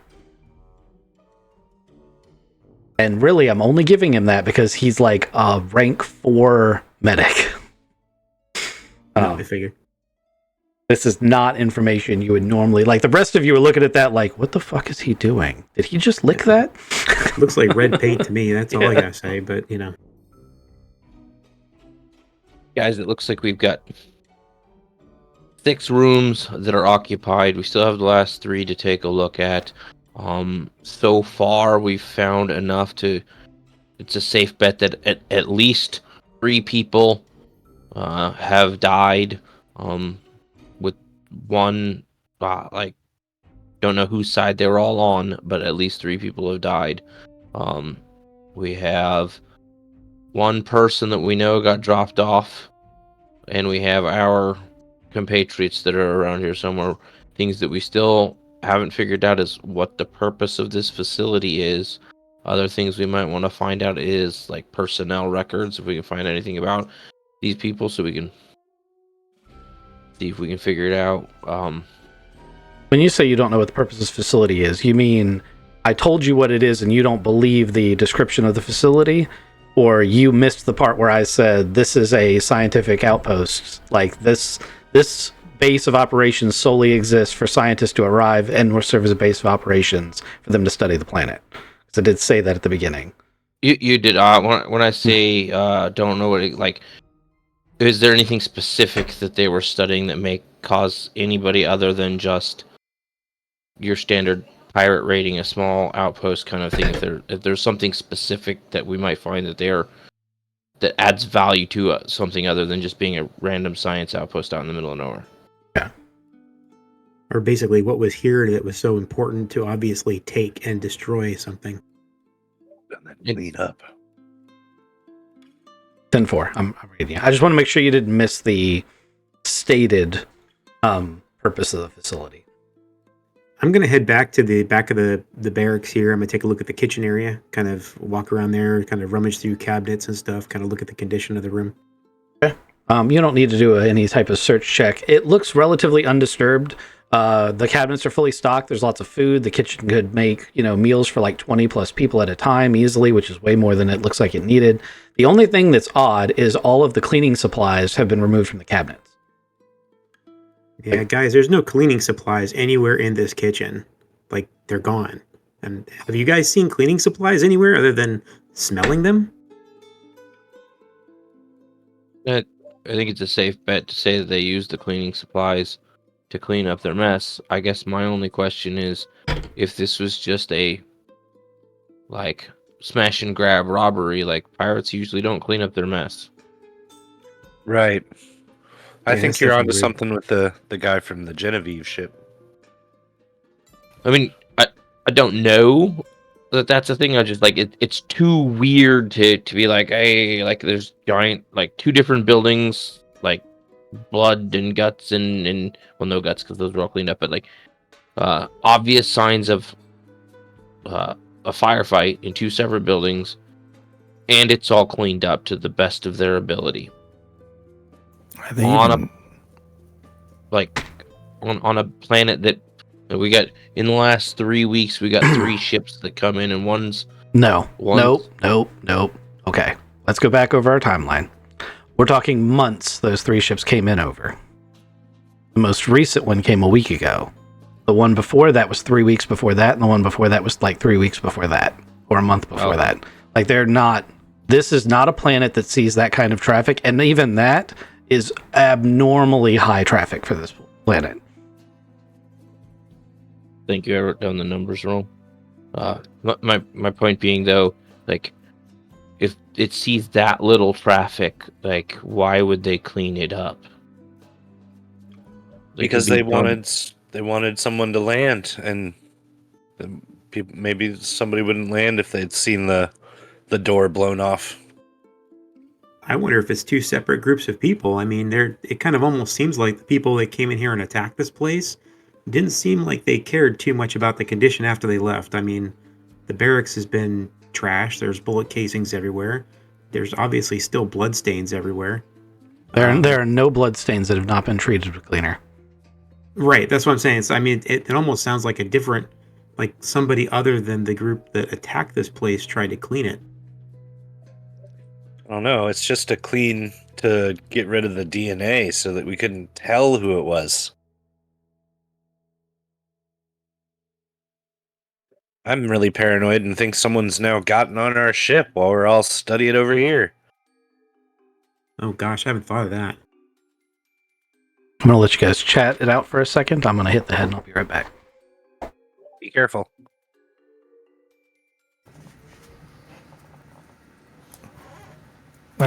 Also extremely paranoid. We don't know a lot about the local fauna or flora or anything, and the fact that they worried really hard about putting bleach and stuff on blood, maybe there's a thing in the snowsome that likes blood, and if you don't clean it up, it destroys everything. Oh, yeah. Oh, like that. Yeah, there's like that stuff on Sturgeon's Law. Yeah, I think there's a whole lot of, I don't know, that doesn't make sense to me. Yeah, but like they had an EMP to try to ground a ship from right over the airlock. They had a ship that landed, and were they hoping to like trap that there, and then they got blasted away because that ship isn't there anymore, so it didn't get caught by the EMP. And everybody's dead, maybe. And at least 3 out of the 6 people, plus 4, maybe 10 total we're looking for. But that's also assuming that the blood doesn't belong to the bad guy. I think maybe he did get hit. Quote, bad guy. Yeah, I think the guy from Genevieve is this guy that has the blood that goes from the door into the room and back out again. He got hit, and that was his room, right? Because it was the one that wasn't unpacked. So let's timeline this. He gets out, or he gets here a month, not a month ago, 4 weeks plus, and he acclimates poorly. But he's an electronics genius, so he hangs out in the generator area, and he puts some stuff together, and he like finds the EMP thing, and he makes the sensor thing, and he gets this all planned up. Okay, but he needs a ship to leave this place, so he's going stir crazy. He kills everybody, and now he just lies in wait and waits for a ship. And now the EMP has gone off, and he's gonna take our ship. And he was 100 yards away from the EMP because he knew exactly how far away. And he's now replacing the generator chips on our G drives on our ship. Could be. He could be there right now. And he avoided the life scans? He could have been hiding under the snow. This place is covered in ice. Yeah, we need to check out Building 4. I'm curious what's going on over there, too, once we get done playing over here. You guys are awesome. I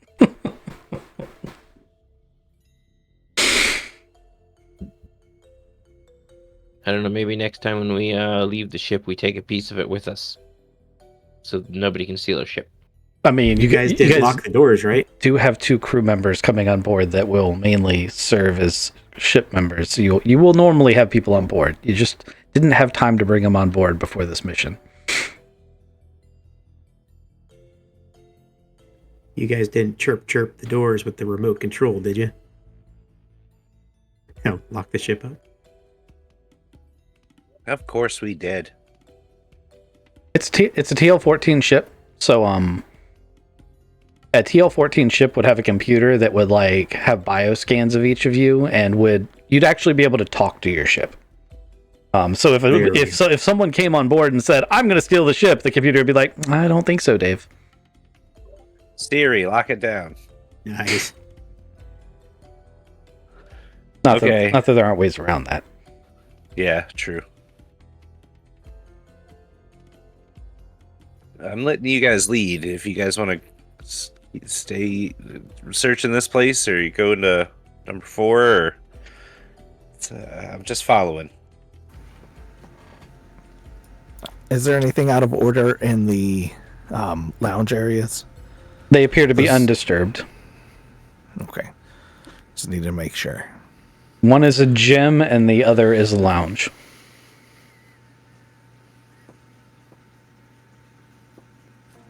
Somebody's been hitting the treadmill pretty hard. Right, let's head back outside. Head to the last one.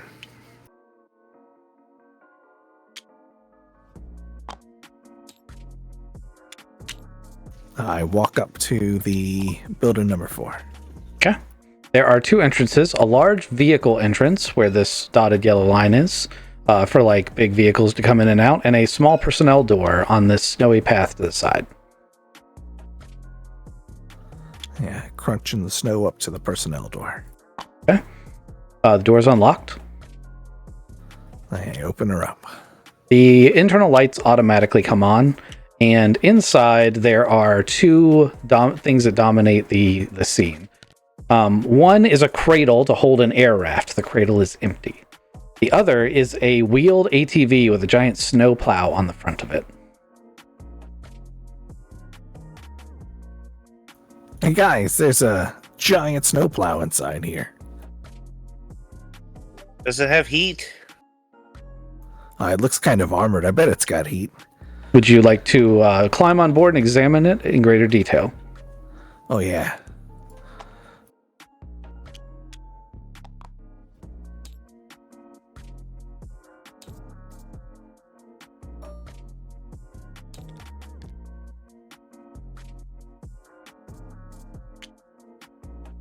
You find this vehicle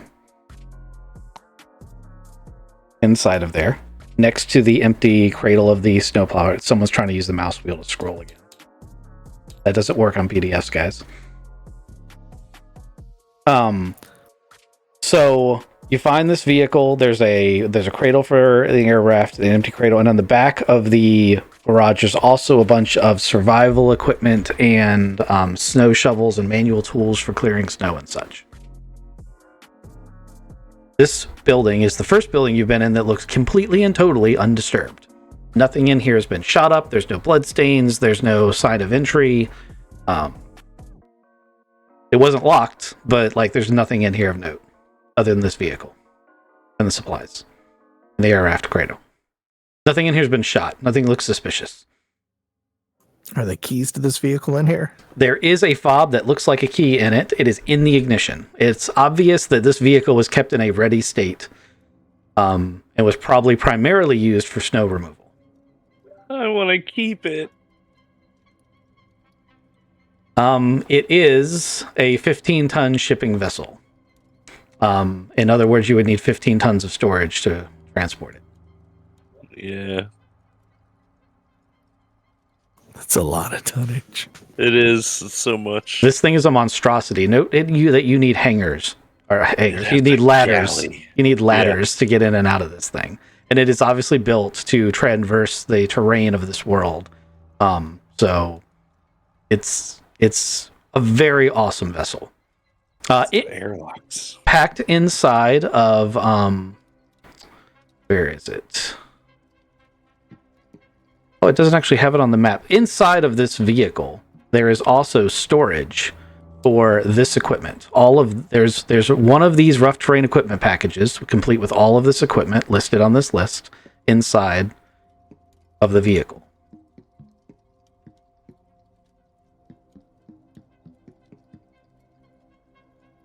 Oh, there's 4 of them? No, there is one equipment package that has 4 personal kits and 1 communal kit. Like, this is all one. If you read it, it kind of explains it. Yeah, it's at 4 personal kits. Yes, but it's all one thing. The rough terrain equipment package includes 4 personal kits and communal equipment. It's all.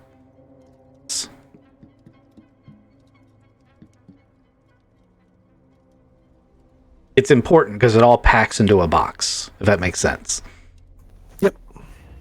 And in the back of the hangar, you will find these kind of things.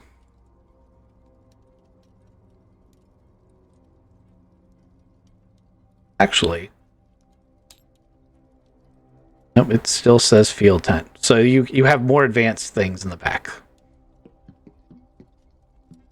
Anyway, you guys can flip back and forth in this PDF. I pulled this one specifically out of the module so that you wouldn't get any spoilers by reading through it.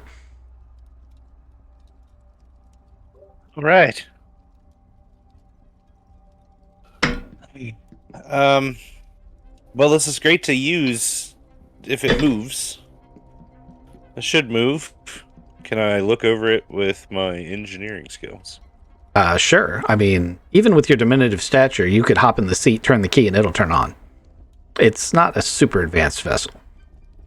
The thing that makes it mostly advanced is the fact that, I don't know if you noted this, but its power source is a reactor. It has a fusion plant advanced that will run for like 10 years powering this thing. Its range is 100 years. Yeah. Oh, sorry, it's 100 years. But you get what I'm saying, like, that's where all the TL went. Everything else about this is pretty basic. Right. Okay, so if we get caught up in the snow or ice, we can live in here for a little while. It also has an improved communication system capable of planetary level communications.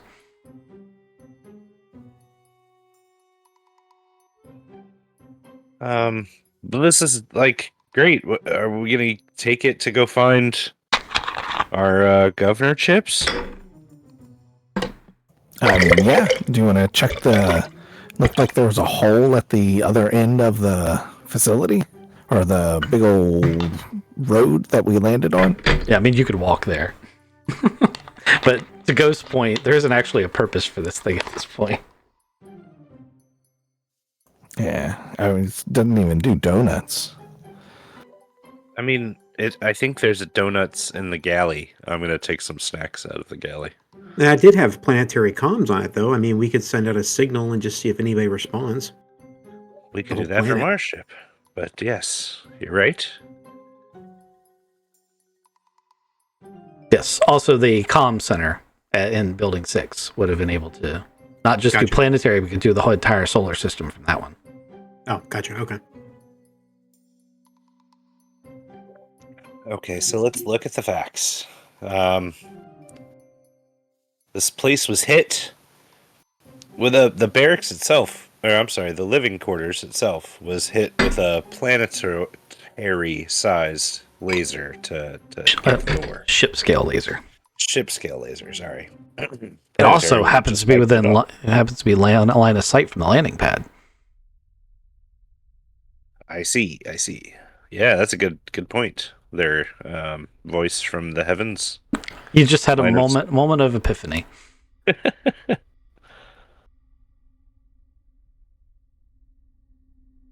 right, what's next, Captain? I think we go look in the hole at the end of the driveway. Okay. Let's just find all of the things we can find before we reach out to the planet and see if we can find your teaching assistant, Sarah. Yeah, I'm good with that. Yeah, let's go check out the hole. Bundle up. Let's take a walk. Oh, I wanted to drive the car. Hey, you want to drive the car to the hole? Oh, we're gonna practice. Yeah. Might as well. It is obviously for plowing the road. All right, let me go hit the garage door. Somebody else is gonna have to drive this thing. You were so excited a second ago.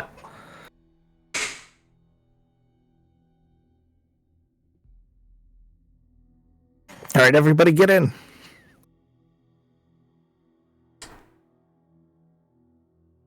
All right, let's have a look at this thing. Who wants to drive? I feel like any of us can drive it. Rock, Yeah, paper, pretty much. scissors? I mean, you wanted to drive it, drive it. I have So- a 0 and Go drive. for it. So it Yes, same here. just it has agility -1, but it also has autopilot 1. If you balance out those modifiers, it basically evens out to a 0. So there's no plus or minus to drive this vehicle. Well, that's good. Zigzag, drive us. Oh shit. Okay. Turn the key. Let's go. All right, we're going down to the hole. Okay. Give me a 6 to pass. Oh no. Wheeled ATV. I've got zeros and all of it, but I'm guessing it's a dex, right? It is a dex. That is correct. Okay, so I got a 13. Okay, well, yeah, that's way better than 6. So you don't even really hit the it's telling distance when you're coming down a road like this with all the snow and everything. It's difficult. So I was going to say you come up abruptly on the pit at the end, but no, you've got it pretty well under control. You drove slow. So you guys get out and examine this pit. I'm just going to give you the description of the pit. At the end of the road is the Downport's refuse pit. It has been used for many years to dispose of large items that would otherwise create obstacles. The original snow clearance vehicle, having finally given up the ghost, was dumped in here along with various broken tables and fittings. There are signs that something has burned in the pit, although anyone climbing in will run the risk of being cut or even impaled by twisted metal. Do you guys want to examine more closely the things that have been burned? You don't have to climb in, although that is one way you can do it. So the vehicle I'm driving was used to push things into this pit? Probably, yes. But I don't mean like yesterday, like a long ass time ago. And it's all stacked up and everything. How deep is the pit? Judging by the description, it doesn't say exactly. It's got to have at least swallowed a dump truck, so at least that big.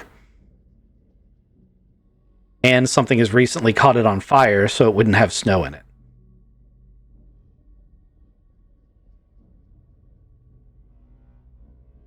I wonder if this is where we might find bodies. When you say, yeah, how recently has it melted the snow? It definitely was recent. I'm going to say about a week ago. And if you guys want to get out and take a closer look, you absolutely can. I just gave you the 10,000 foot view. There is definitely room for further investigation. It's just that I wanted to know whether you were climbing into the pit to do the investigation because there is a risk of bodily injury. Sure. I won't do that yet, but I'm ready. I'm ready to go to the side of the pit and look down. Okay. Everyone of the same mind? Seems like it. Okay. Go ahead and give me perception checks for just basically leering down into the pit. Let me know if anyone gets above a 10. Not me. Nope. Got a 12. Okay. 8. 8. All right, so I'll do the worst one first. Ghost, you catch a burnt hand reaching from a pile of refuse. Kizik, with your 12, you make out the outlines and dimensions, with Gus's help, of 3 bodies. There are 3 burnt to a crisp bodies down there amongst the burned items. I keep having to pull Gus back. You can't fly, buddy. I just imagine he's like a parrot right now. That I can handle. There are 3 bodies in there, guys. Gus, snap them a picture and send it to their phones. No, don't do that. Oh, the burnt hand. Oh, God. Well, we found where they cleaned up. We think about a week ago the pit was burned so that you could dump things into it instead of just throwing it into the snow. No, the burning came from the burning of the bodies. They burnt the bodies?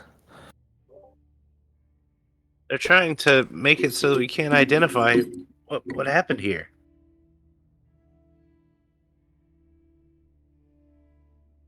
Three burnt bodies.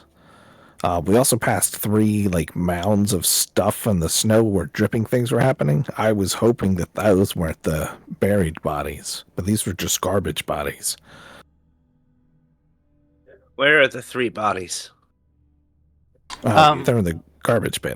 Yeah, Yes, they're not. They're close enough to the side you're on that they were thrown in by hand. As a matter of fact, since Doc Weber got a 12 or 13, careful examination of the edge will show 3 spots where the snow partially melted, and there is the equivalent of gasoline has been poured all over the ground in 3 spots, but it wasn't ignited. So they were obviously doused in a flammable liquid and then thrown in the pit and caught on fire. Oh, wow. So I look down and see those and then go, ooh, oh, that's bad. I think they were doused right here and then tossed over and caught on fire.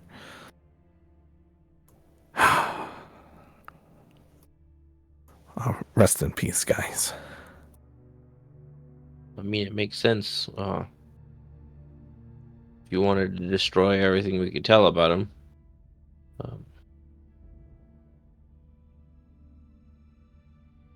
You don't think we could identify them? Not without getting down to them or getting them up here. Why not just burn the buildings? Why go through the hassle of dragging the bodies down here to burn them and then attempt to clean up? I mean, I would have just burned the buildings down with the bodies in it. But then they're... Concrete is notoriously hard to burn. Yeah, it got hit with a ship laser and didn't catch on fire. Well, I mean, not with all the stuff in it. I mean, that stuff inside the buildings is flammable.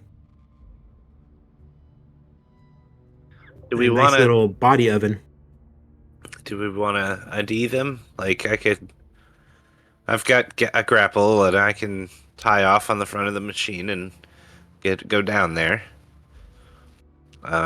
If we want to pull them back up, I think it would just be right. Nobody deserves to have the remains just pitched into a hole. I mean, that's kind of what a lot of people do. Yeah, they could be the remains of the people that we're looking for, too.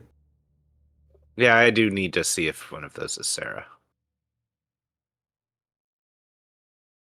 Right, well, then we should pull them out and bring them inside the garage thing here, and I will do the best of an autopsy that I can to see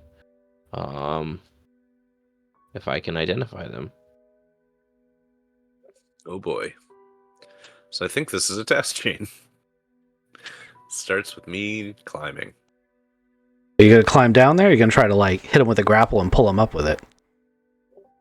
I was gonna tie off to the front of the machine with the grapple and then rappel down. And then maybe tie them off and then bring them back up. Okay. Well, you have natural abilities for climbing that give you bonuses. So you are actually the most qualified person to climb down there, but lifting them back out may become a problem with your strength. So tying off to the machine is not a terrible idea. Okay. Yeah, I think this is a task chain. Someone needs to dex their way down there and attach them, and someone needs to pull everything back up with the vehicle, and then, then we'll talk about autopsies. Before you go down there, we got the stuff in the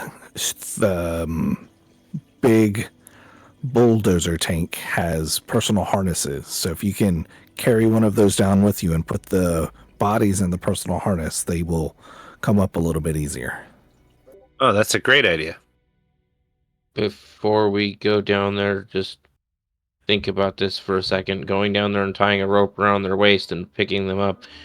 versus going down there and strapping him into a 5-point harness. Like, it's going to be pretty difficult for you to do. I mean, I'm down if that's what you want to do, but like that's putting their legs in things and their arms in things and their waist in things. And they are A little bit definitely more difficult. they are well burnt beyond the ability for you to move their limbs. They are crispy. Yeah, well, crispy and frozen, probably. Oh, yes, valid point. Crispy and frozen.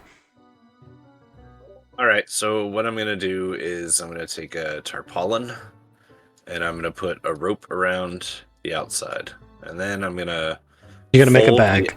Yep, I'm going to make a bag with a tie rope. And then with that, I'll have a rope harness out of the hole. This is going to go up to the machine. I will rappel down separate from this harness system.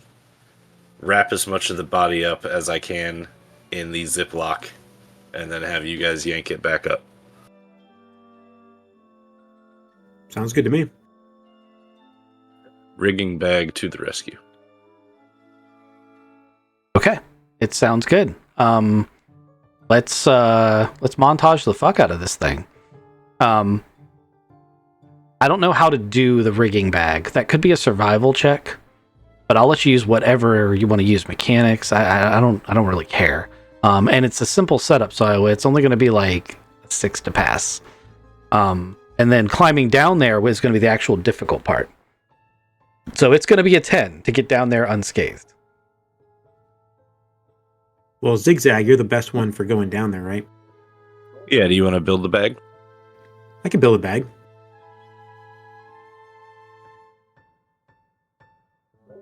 Use your mechanic skill, maybe. Oh Yeah, yeah, you got a natural 10. that's a good roll. Yeah. So you managed to put that bag together. That's John Reese, and he's like, I can tie a rope. I can do this. Yeah, I can do that. Yeah, you're good. Now, Zigzag's got to everyone's like, oh man, he's got to rappel and do this, that, and the other, and Zigzag's got, 4 sticky limbs. He can just kind of crawl down there if he wants. Yeah, I dive off the edge. Perfect swan. It's an 8. It's a natural 5 plus my 3 index. Okay, so it's not quite a 10 to get down there safe. So there's 2 things you can do. You can either pull yourself up short and push the roll, or you can take a little bit of damage as you get snagged on a piece of metal going down there.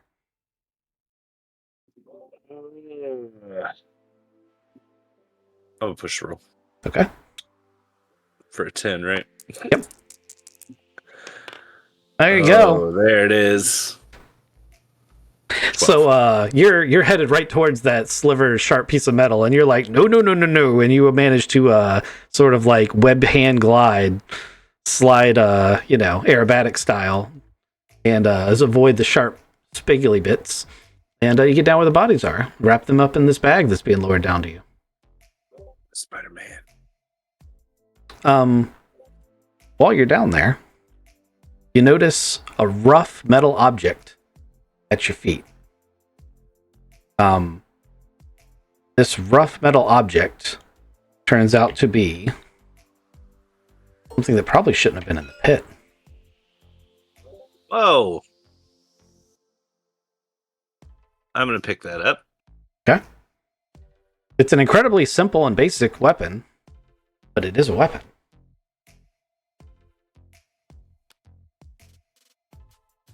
All right, let's get these body bags out of here. Who's in the truck? Can you winch them out? Does it have a winch or just driving backwards very slowly? Oh, that's a good point. Or I guess I could climb them back out. Nah, you got it, Otto. It does not appear to have a winch, which you would think a vehicle like this would have a winch before it'd have a small turret. A small turret with no weapon in it, I like to add. Or that 100-year battery. That 100-year battery kind of makes sense to me. This is your survival forever. Yeah. So I'm going to call out and say, is everybody clear? Not moving it until everybody calls Baltic is clear. I'm clear. Zigzag, is Zigzag clear? Clear. Excellent. And I kick it into reverse and slowly back up. 6 to pass. 8. Oh, yeah. Easy goes. Zigzag could even ride it back up if he wants. Oh, hell yeah, that'd be fun. All right, you get to the top. You have As retrieved. soon as his head pops out, I go, oh my goodness, I thought he was clear. It's okay. It's okay. You got 3 crispified bodies. They're little more than skeletons in char. I'm gonna put them on top of the caterpillar. Okay. Oh, Otto. Can you please give me a perception check?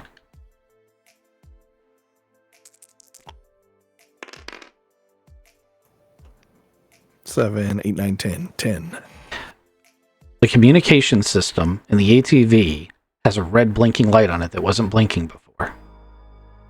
As you flip over and, hit the what is this button, a small monitor pops up that says transmission detected, assistant requested, a set of coordinates, assistant requested, a set of coordinates, assistant requested, a set of coordinates. It seems to have picked up a automated beacon, a very basic one. I take note of those coordinates. Okay. And I say, everybody get in. Oh, everybody's in already. You put the bodies on the roof. There's a transmission assistance requested. And it's on the thing that wasn't there before. Wow, really? That's pretty cool. So somebody somewhere around here needs help, right? We hope it's not another trap. How many different places are they making requests from? Is it like just one place, or is it multiple places? It's the same set of coordinates repeating with the words assistance requested. Yeah, let's look at these bodies, and we'll head out to that afterwards. So we're just dumping off the bodies into the warm building and then heading off? No, we've got a guy who wants to dissect them. No. Yeah, The see if I can positive doctor identify them. words. I am going to go ahead now that you've had a chance to look at the bodies up close, and you don't even need a check, Rex. They are burnt beyond the ability for you to retrieve any viable DNA. Yeah, gosh, Dr. Zane over here, he's like the surgical mastermind. He is, however, they are burnt beyond. Like, this was an intentional destruction of the ability to do exactly what you're doing right now. Yeah, no. Sucks. Can I, just looking at the bones, figure out male, female? They're a mix of male and female. Okie dokie. Well, we should, if you guys want to take the time, at least bury them appropriately. Definitely. I grab a shovel. Where do you want to bury them? I like the space inside the fence Okay. behind building number 4. Okay. This is going to be one of those exertion things. Unless you just want to put them underneath the snow, but it's permafrost, so like it's going to be like cutting stone Yeah, we put them on the permafrost and cover them back up with snow. with snow. Okay. It's still going to be a little bit of exertion, but not nearly as much. If you guys all take turns, you won't need a roll, but you'll all be a little tired. That's fine. I think we can go ahead and do that, but I'm more interested in that distress beacon that we just got. Okay, We now can't help out these people at all. there is a very important thing I want to metagame point out at this point. The road trip you are about to embark on is the adventure. It is not an obstacle to be rolled through. It is not wait, getting to our destination to do the adventure. The trip is the adventure. I only say that because you as players tend to try to push really hard through things that you think are just barriers to the adventure. And this trip may seem like that, but it's not. Copy. Roger.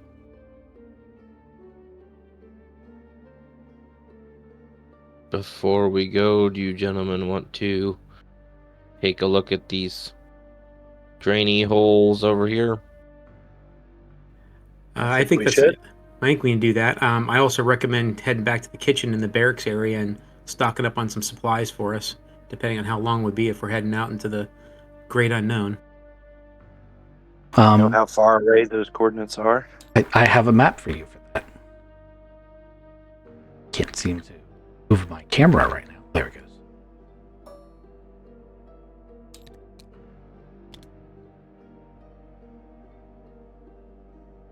Here's a downport. Here's a signal. Oh wow!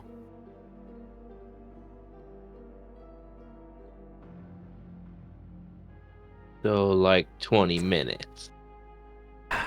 You see this thing that says each hex is 50 kilometers? Yeah, totally being sarcastic. No, 20 minutes. Good thing this thing's got a navigation system on it. And that 100-year battery. You guesstimate that it'll take 3 weeks to make the trek. Or maybe it's 3 weeks there and back. Hold on, let me double check that.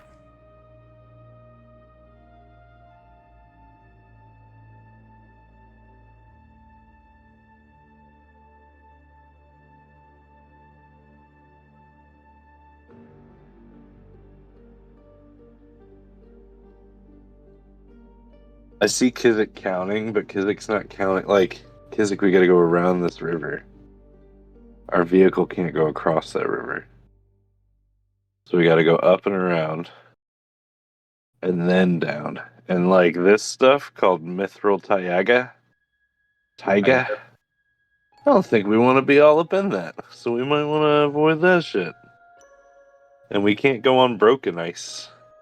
So, Mithril Taiga. Some areas of Mithril, notably sheltered areas and lee of hills or mountains, have an equivalent of Terra's Taiga forests. On Mithril, this takes the form of low shrubbery and thorny bushes, which are almost impenetrable to an ATV and difficult to find a path through even on foot. Great. That's gonna be a no from us, dog. Yeah, it's like north of the tree line on mountains here on Earth, where it's just rocky and little bushes, like you said. Yeah. Like, Yeah. I'm getting the feeling this might be something like the Fellowship of the Ring travel here. The ATV is capable of quite high speed on open ground, but when driving on unknown terrain, this is inadvisable. You have several different, I'm going to call them speeds, you can go at. Normal travel, traveling fast, reckless driving, proceeding cautiously, exploring, and then there's a special one for driving at night.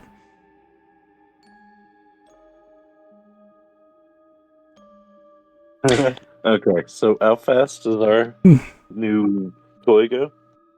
If you're driving flat out, it goes medium slow, which medium slow is like, I think it's like 50, 60 miles an hour. If you're flat out. Sorry, the average speed in your... If you're covering ground rather than exploring, but not like driving it flat out, the average speed is considered to be 25 kilometers an hour. If you're traveling fast, it's 30 kilometers an hour. If you're driving reckless, which is basically going its fastest speed, you're going 50 kilometers an hour. I don't know what that is in real money.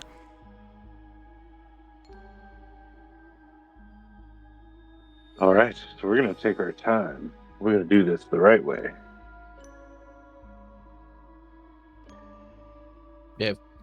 if we go the normal driving at 25 kilometers an hour, that's 2 hexes an hour.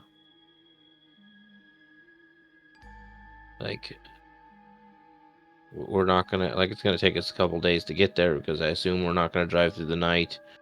And we're gonna go around the little lake here and then down this way because that's the only way through the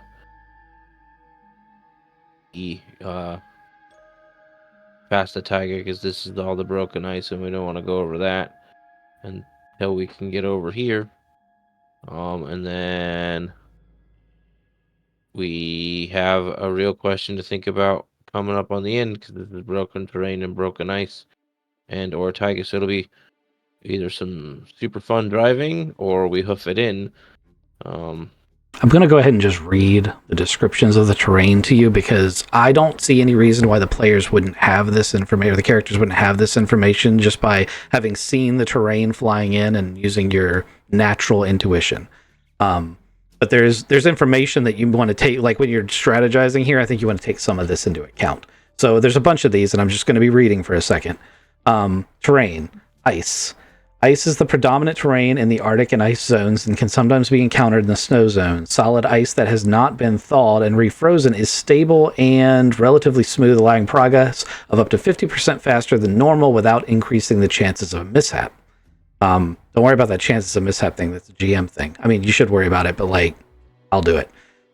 Broken ice. Broken ice may have rock projecting through it or littering its surface and may also be very uneven due to thawing and refreezing.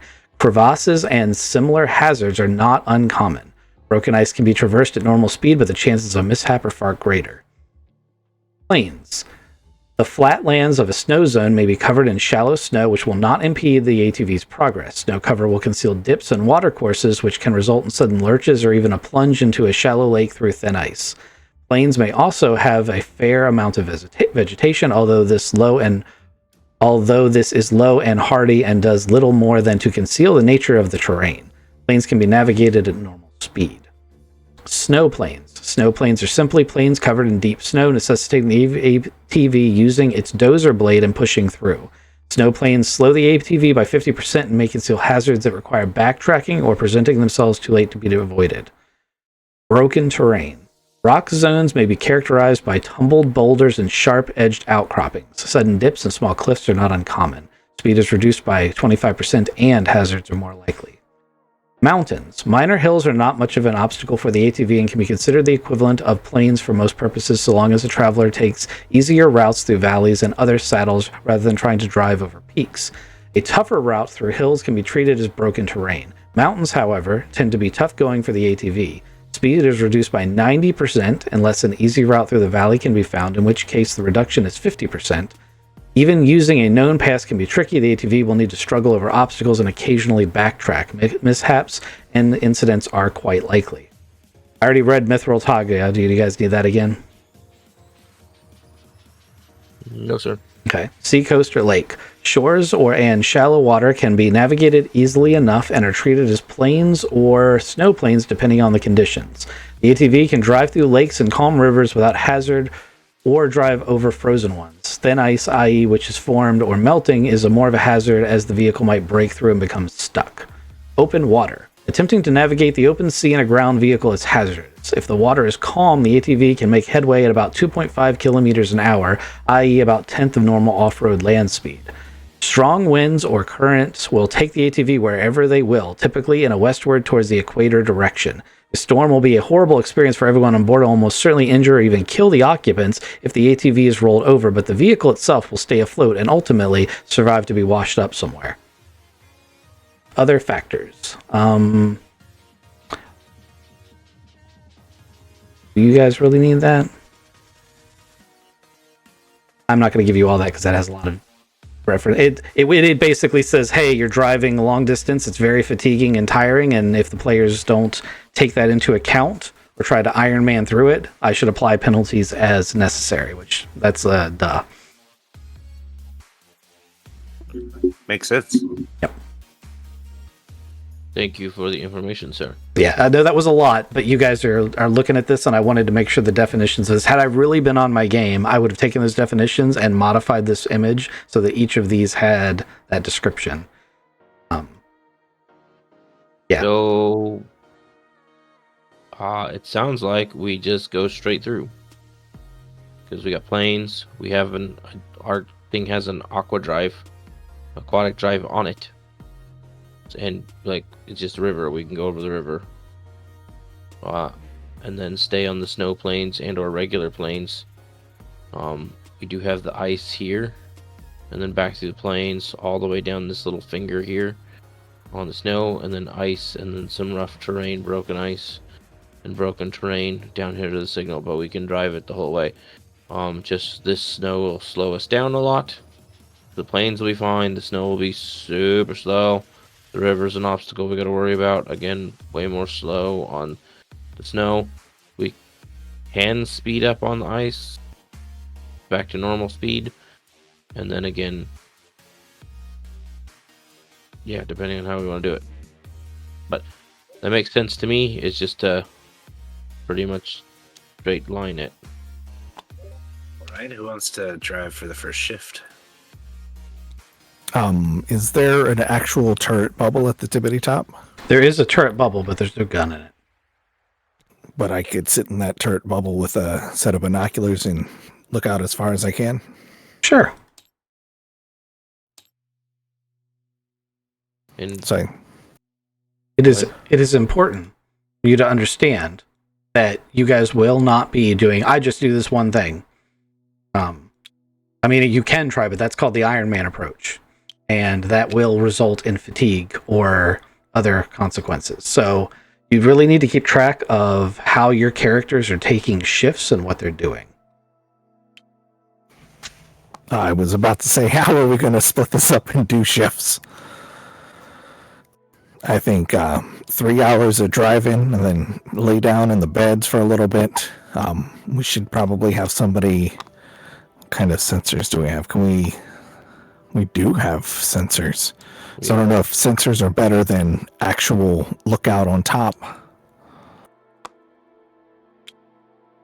I think we can, like, there's 4 of us, right? So like we can do all the things. We can have a dude driving, a dude on sensors, a dude on lookout, and one resting, and just rotate that through. We can do, like, we only drive during the day, and then we,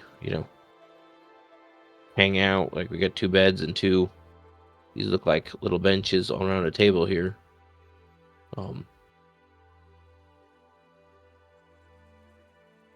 You don't want to bring one of these tents and shelters and unpack that every night? That might help if we're going to... We should do that every other day, just to stretch our legs a little bit. Sure. Will that thing, those, fit on our vehicle?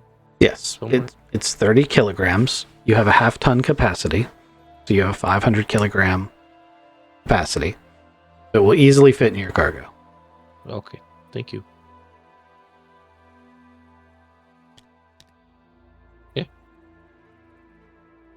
Let's bring the things. Zigzag, you want to drive first? You found it and drove it first. Oh, it is pretty fun to drive. I'm gonna pack my vac suit into the cargo hold. I'll change to cold weather gear, and I'll get into the driver's seat. Did we hoard the kitchen? Yeah, we definitely need to bring kitchen, especially for this long journey. So there's a mini galley in here. There's plenty of cargo space. You just tell me how much you want to bring. I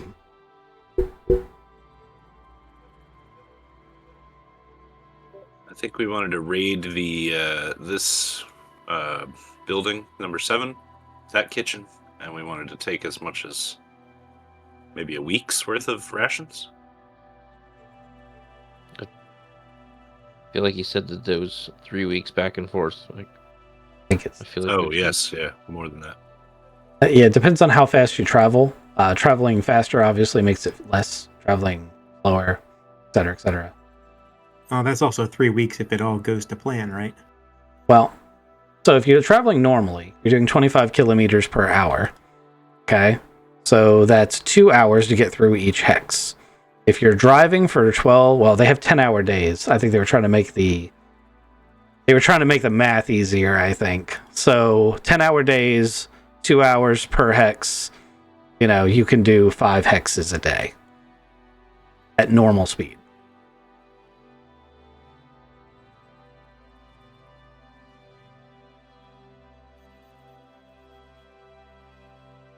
understanding that the way Kizik is counting absolutely will not be the way that you go. He's doing it kind of as the crow flies. He's about to give you a best case scenario number. Right. 36 hexes divided by 2 is 18. Divided by 5 is 3.1. Did you just say you can do it in 3.1 days? As the crow flies with 0 hiccups. I think that math is wrong. I know that saying that to you probably is, creating an issue, but Don't forget that the snow cuts our going through the snow plains. That cuts our speed in half. yeah. Well, and the river. He went straight through the river. Like, you cannot go straight through that river. That river is a problem. You can go through the calm lake. You cannot go straight through the river. You've got to go up and around that. You can't pass through any of these dark green tiles he went through. Those are Taiaga. The broke, like, there's a number of things here as I was reading through that said this cuts by 50%, this cuts by 90%, so on and so forth. He's assuming that you keep your foot down to the floor the entire time. Yeah, I was assuming 25 kilometers, so we would go 2 hexes every hour, and yes. No, other way around. 1 hex every 2 hours. Yes, yeah, that was divided by 5 because that was half of a day. So, we're going to take our time and we're going to go the right ways.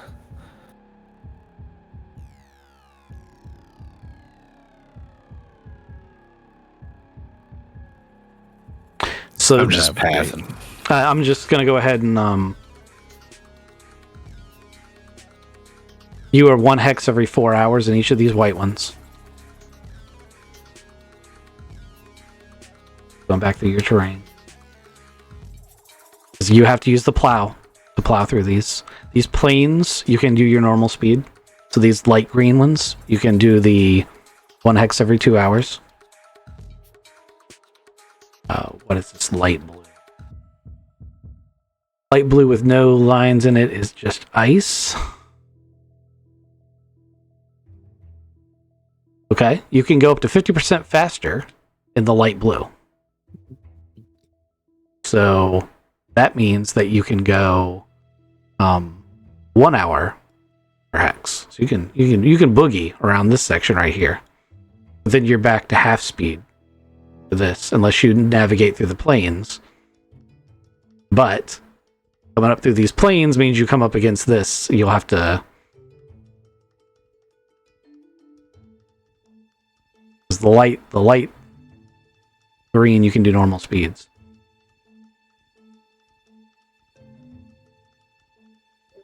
I think I got a okay plan somewhere around in here. Down here, I kind of lose it. Straight shot or something. But this, I think, is the trajectory that I will plan on going in the first shift. This little square here. Is everybody cool with a northwestern kind of direction as we leave the downport? Yeah, that sounds good. Your path sounds good to me, but I recommend that we fit as much food as we can in our cargo space, because we have a very long trip. We're going to assist people. We don't know how many people, and then we have to get them back. I also recommend we raid the room full of medical supplies, and bring those with us too, because again, we're going to assist people and we don't know their condition. That's excellent thinking. My doctor field surgeon kit thing only goes so far.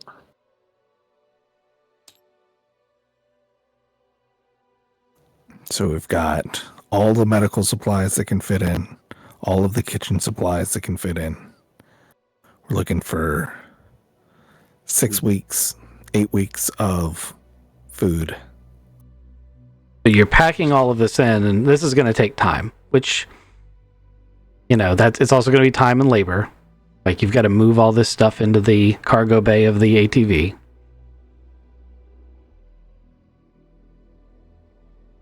Yep.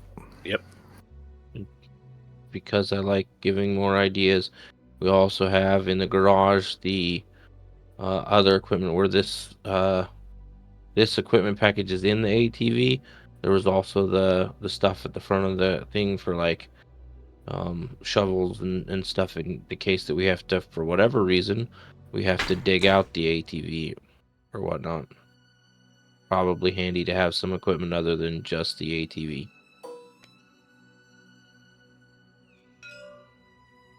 Ah, yes, perfect.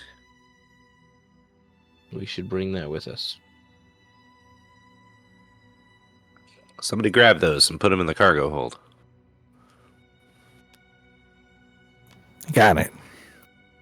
Rex, you brought up a couple of very good points. That's good thinking. Thank you. I try. Did you answer all your questions? I believe I answered all of my questions. So where did we get the medical supplies from? They were in one of the rooms that we looked through. One of the storage rooms had a bunch of medical supplies in it. It was one of the unused rooms in the barracks. There were, but I just want to point out that basically what they are is they're first aid kits that once opened, they just replace the whole kit and threw the spare pieces of the kit into a room. But yes, you may count that as being able to restock medical supplies.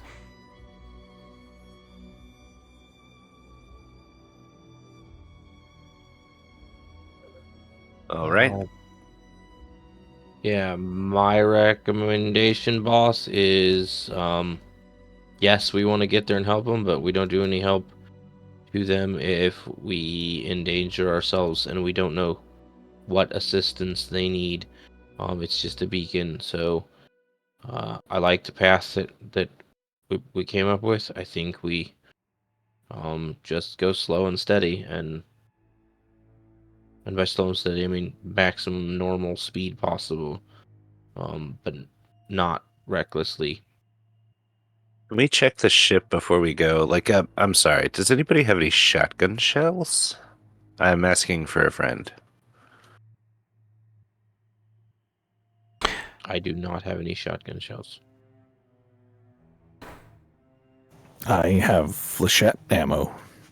I will allow you to either manufacture shotgun shells or find some in the ship's locker. If you would like to get a little bit of ammunition for your shotgun, but there won't be a ton in either direction unless you want to manufacture specific rounds.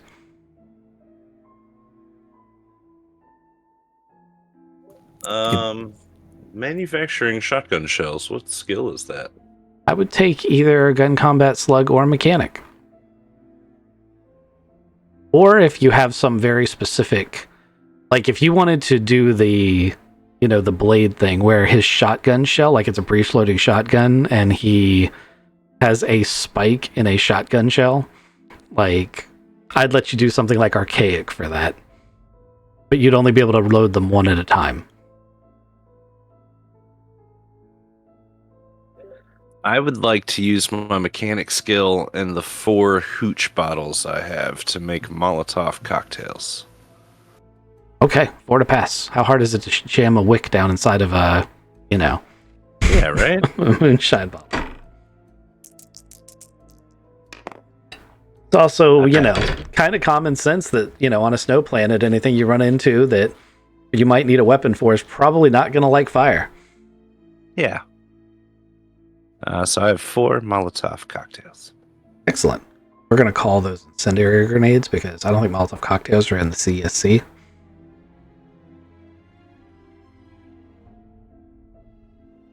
Okay. The sun is slowly setting. The wind is picking up and howling viciously as snow starts belting the road and the buildings in the ship. But you guys have finished loading your supplies on the ATV. Do we want to set out in the morning, gentlemen? Yes. You can spend the night on our new ship, or spend the night in a tent, or in the bunk, room number 7. Spend it in the caterpillar. Feel like I'm gonna spend it on our ship. Like we can move the caterpillar to the ship. Yeah, that's a good idea. There you go.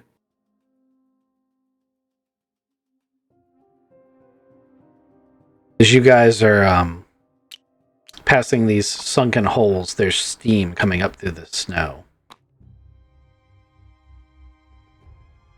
Yeah, what is going on with that? We should get out and look at them before it gets too horrific out here. It's pretty horrific. But any of you with thermal sensors will note that there is some sort of artificial heat source down there that is melting the snow. Yeah, my regular ass vision would tell me that. The pits are also right up against the road, and you'd see like tracks where the snowplow can actually like push snow into the pits.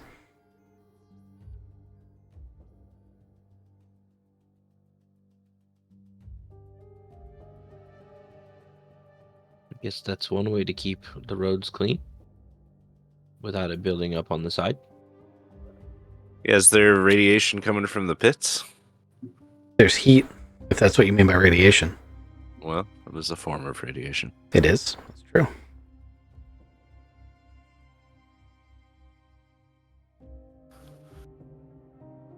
I don't know, those pits. I'm thinking there's some sort of technology under the street, right? Because these are like some sort of stone panels that also are heated. So they're not super heated, but they do seem to have like a permanent salted effect, and they're warmer than their surrounding stuff. But they don't melt the snow automatically. You still have to plow it. But it resists the snow. So it could be like some kind of machinery or something down there too.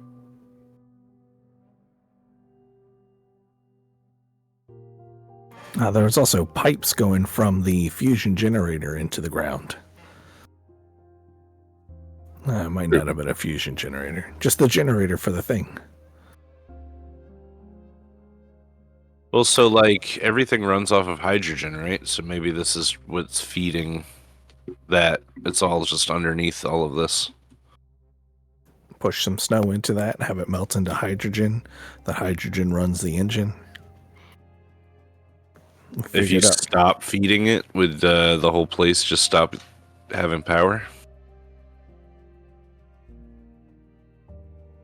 So you want to push some snow into it before we head off? I think that's probably a responsible thing.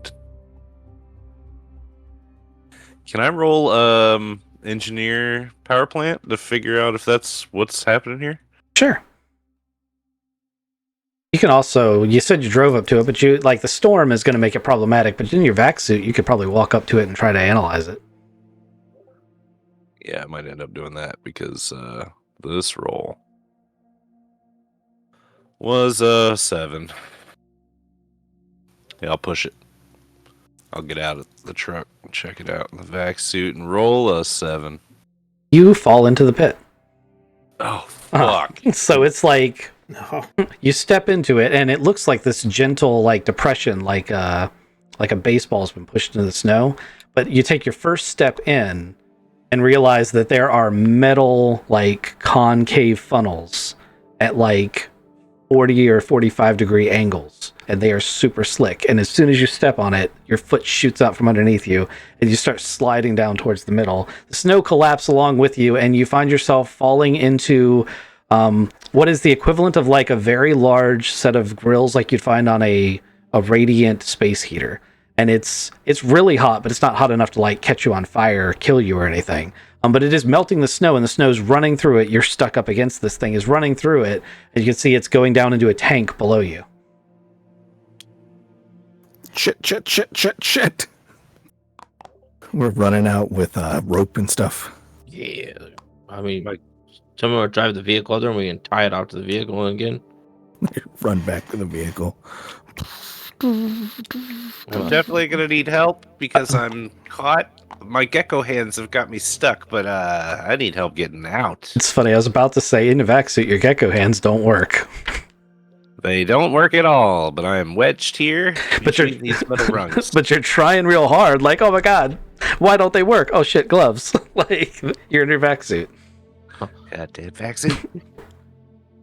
I must throw the rope down. Yeah, what- John, can you tie it off?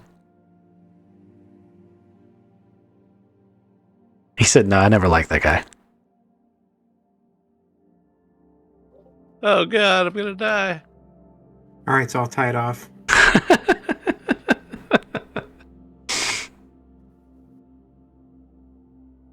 Okay, so we're tying off the rope. We're gonna toss the rope down towards Zigzag. Yep. All right, Zigzag hangs on. You guys pull him back up. Oh sweet god. You figured out that the snow is being melted and stored as water in tanks, which is almost certainly then being cracked into liquid hydrogen. Also, while you were down there, you were able to see that all of the tanks seem to feed to larger tanks that are underneath the landing pad. Okay, I think this place will run for a while. I don't know if we have to fill anything up, but I was right. Sometimes I hate being right. Close examination will determine that these over here are ports, and you're almost certain that it's a fuel depot.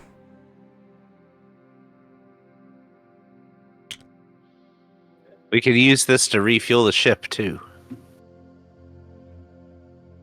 If we ever get the thrusters back up and running. Sweet. Rest up, gentlemen. That's a start of a long journey tomorrow. Hope you're okay, Zigzag. That was kind of scary. That was really scary. Thanks for saving me. This whole place has been like not what I expected at all when I left Dorado. I gotta tell you. It's just so cold here. People have been shot here. What are you fucking talking about cold for? People have died. There are bullet holes. I am a lecturer, sir. I have done research, field research most of my life. I am a teacher. And this is a lot. You dove into a garbage hole to pull out 3 dead, charred bodies. This is the right thing to do. You can't just leave them down there. Just like I can't let those slimy bastards take that medallion. Things have to be rectified. So I'm along on this trip, but this is scary shit. So that means it's a double nub for you tonight? I'm looking at this Molotov cocktail here and seriously considering just drinking it. We've got It's moonshine. You'd just be drunk. I'm considering very much. But we have a long trip ahead of us, and we are supposed to get some good sleep tonight.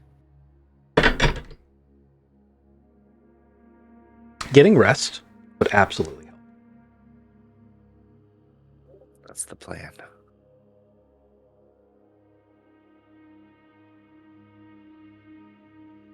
Okay.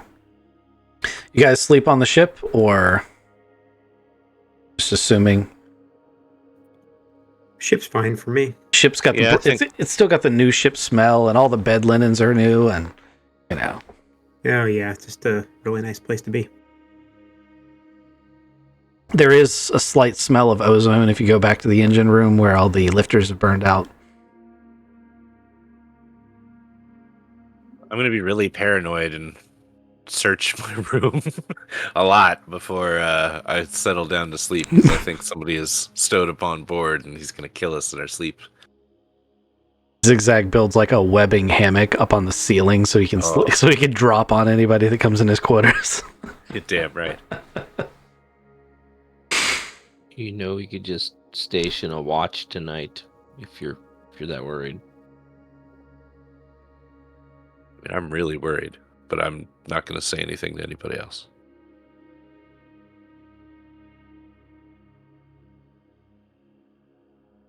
Okay. I mean, it is a very dangerous scenario. You guys have come to rescue some people, and obviously some untoward shit has happened here. You guys didn't quite, at least to what I heard, really piece together what's happened yet, so you're kind of in the dark. This is a big old mystery. But you do know you have a distress signal. It's pretty damn far away. And I'm going to say that none of you really sleep soundly, but you do try to get some rest. The sun creeps up over the horizon in the morning. Who's up early and ready to go? Otto gets up early. Did you sleep in the cockpit? I just noticed you put your token right on the cockpit bubble of the ship. Oh, no. That's not a good spot. I picked one of the rooms. Okay. All right.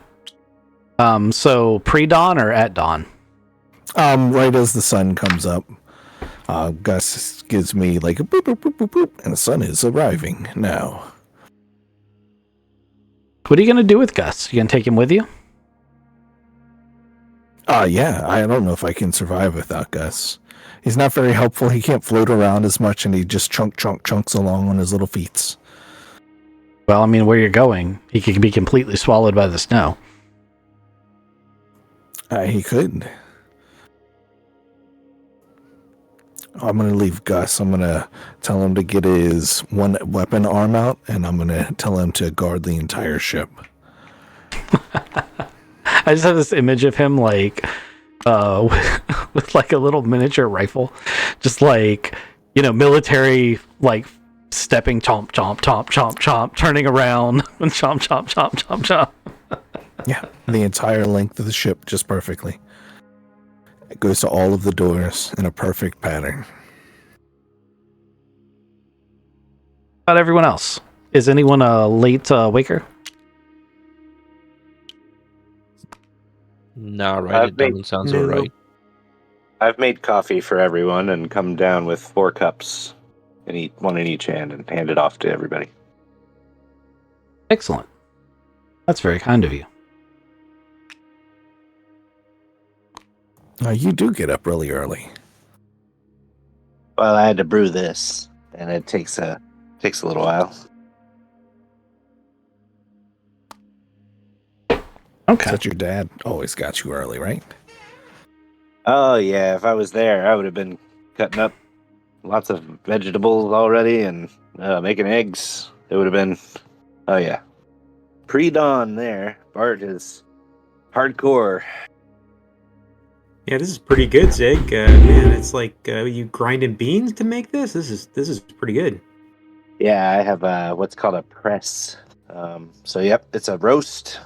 Grind them up and press them. Anyway, enjoy.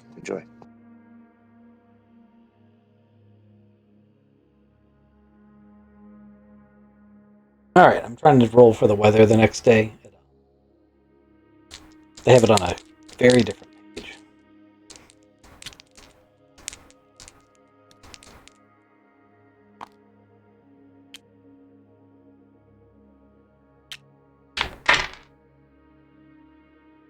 You're starting out on a snow plane, right? I believe it does start on a snow plane, yes. Okay. Well, it's quite a warm day as the sun starts coming up, at least for this area. So it's going to be getting up to around 0 degrees. That's a cool day. Yeah, it's a cool day for this planet. It's not quite warm. But that means that you're much less likely to run into an encounter as you roll through, because things are looking all right as you kick off. So let's have your checks for getting through stuff. Do your calculations. You got 10 hours. So I've set up this thing. You guys know how long, but if you need any questions, I'll tell you how long it takes to get through each one. This is how many hours you've got. 10 hours in a day. And these are the number of days that you're going to have traveled. Just kind of your navigation pane over here. And remember that you have different speeds you can move at willingly. You can normal travel, travel fast, reckless driving, proceeding cautiously, exploring, or, the special one is driving at night. It's worth noting that exploring, moving very slowly, weaving about to investigate anything interesting from the ATV, sometimes dismounting to take a closer look, reduces your movement speed by 40%. Exploring does not just mean looking for points of interest, it also results in being very cautious about obstacles and hazards. This greatly reduces the chances of a mishap. I see. I think this first hex will start out traveling normally, which on a snow hex is half speed. So we've got the plow down, and we're cruising. Okay. So normally a hex would take 2 hours. This takes 4 hours to cross. Sounds good. So we're going to be 4 hours in.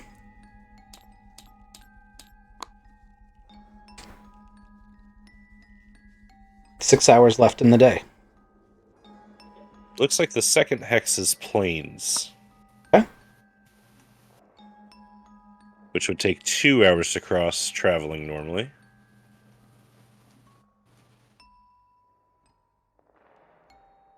And then what do you think, guys? Should I stay in the plains for one more hex? Like this? Or just start cutting over? I go north. Stay in the plains. Yeah, All we're right. the safest place. So another 2 hours, and we'll cut across. And we'll get to another set of snow hexes, which I think is this one. Am I seeing that right? Does everybody see the same circle I'm seeing? Yeah. Yes. Okay. You can move the blue bracket around as your current position if that helps. But if it's Oh, that sure does. if it's blocking what you're doing, then you can do it. Excellent. So we are down a total of 6 hours. That would put you at 6 hours. If that's 4 to get across those two plane sets, and then another 2 to get across. Wait, the plains ones you can move at normal speed. It's 2 hours per hex. That is, snow ones are half speed. So you wouldn't be able to get across that snow plane. In that snow plane when you stopped. Gotcha. So Yeah, okay. Track. this.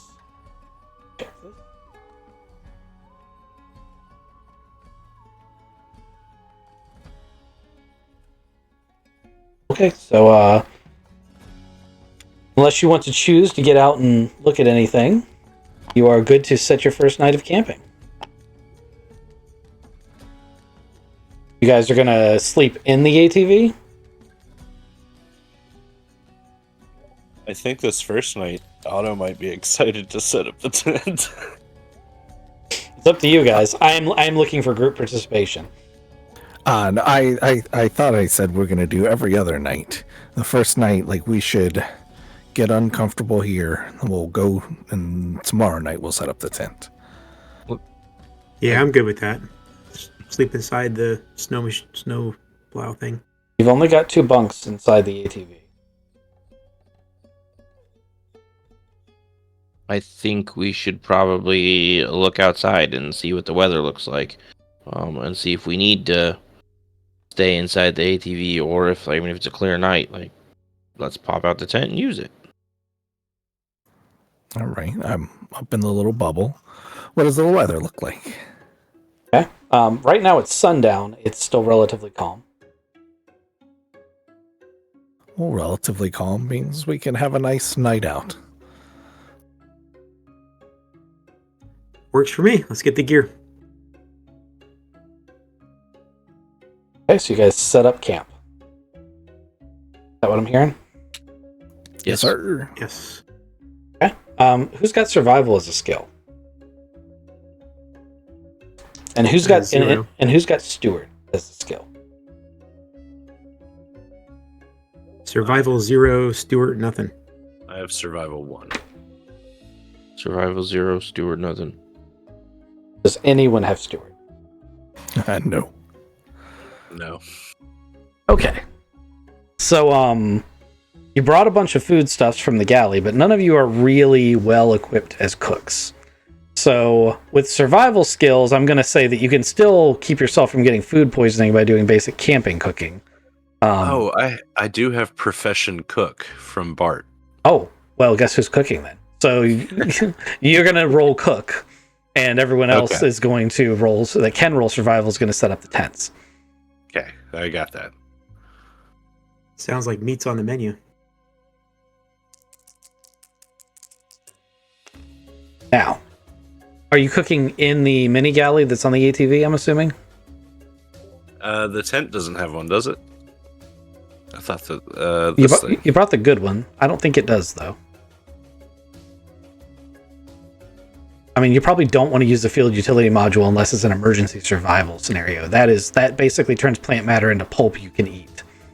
Oh yeah, gross. It's great for if you don't want to die, but you brought real food to cook. I mean, it does have a cooking element on top. You could use it, but there's a full galley in the ATV. Yeah, I'll use the galley in the ATV. Okay, so that's an important thing. So who's doing the survival checks to put the tent up?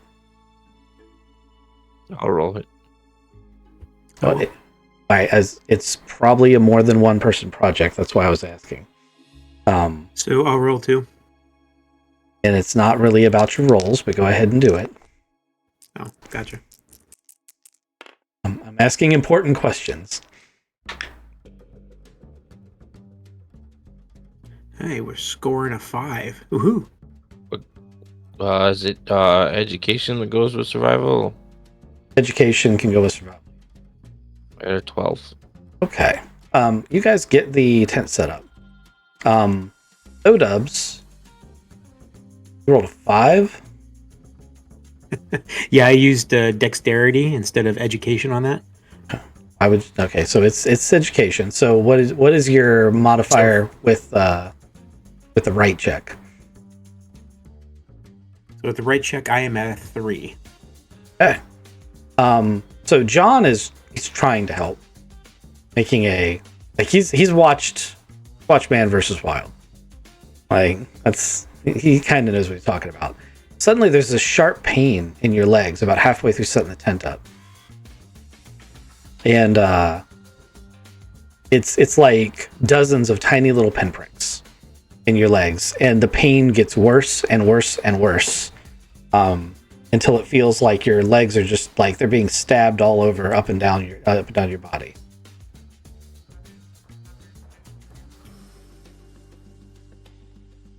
Oh gosh, my gosh, Dr. Zane, where are you, Doc? My legs. What's up? I got these needles pinning all through my legs, both legs. It hurts. It's terrible. What is this? It just came out of nowhere. Okay, I'm gonna take a look at his legs. All right, where? Where's the pain at? They're gone. Well, both legs, but yeah, I think my calves. Both my calves that'd be a good place to start. Oh my gosh. You guys are out in the snow. Well, I'm asking where because he's obviously wearing very thick clothing. Oh yeah, no, I'm going to take him inside the ATV because we haven't finished setting up the tent yet. Inside the ATV. Okay. Or onto the side of the ATV. Okay, it's 0 degrees Fahrenheit outside. The tent's not set up yet. I'm inside. I'm inside. Yeah, I'm not telling you you're doing the wrong thing. I'm just confirming because it's important. No. Every time I repeat something that you say back to you guys, you panic. Don't do that. Yes, inside the ATV. Okay. I'm panicking. All right. So now you're inside the ATV. What do I do with the ATVs? Oh, it's over here. Oh. All right. You get him in here. I'm assuming you put him up on one of the bunks and you get his pants off. You immediately see these tiny little bastards all up and Jesus, down, don't insult him like that. all up and down his leg.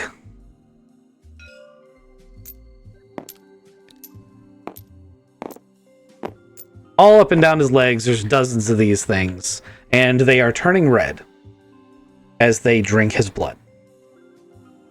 They are incredibly painful. No.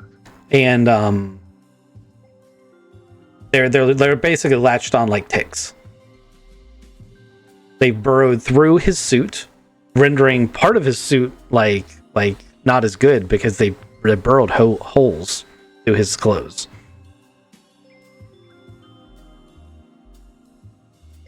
Good times. I'm going to go look through my kit to see if there's any way that I can remove them. Like, Are you gonna? Well, so this sounds like you need to like look at a library or something. Figure out what. yeah. Yep. Okay. I'm gonna pop out my phone, and which I have database and interface on, and see if I can excellent. find any of the fun and excitingness for tiny little ice ticks on my phone. Okay. I'll take any type of biology, survival. I don't know. I can't remember if you had biology or not. I do. Yeah, biology would be the best check.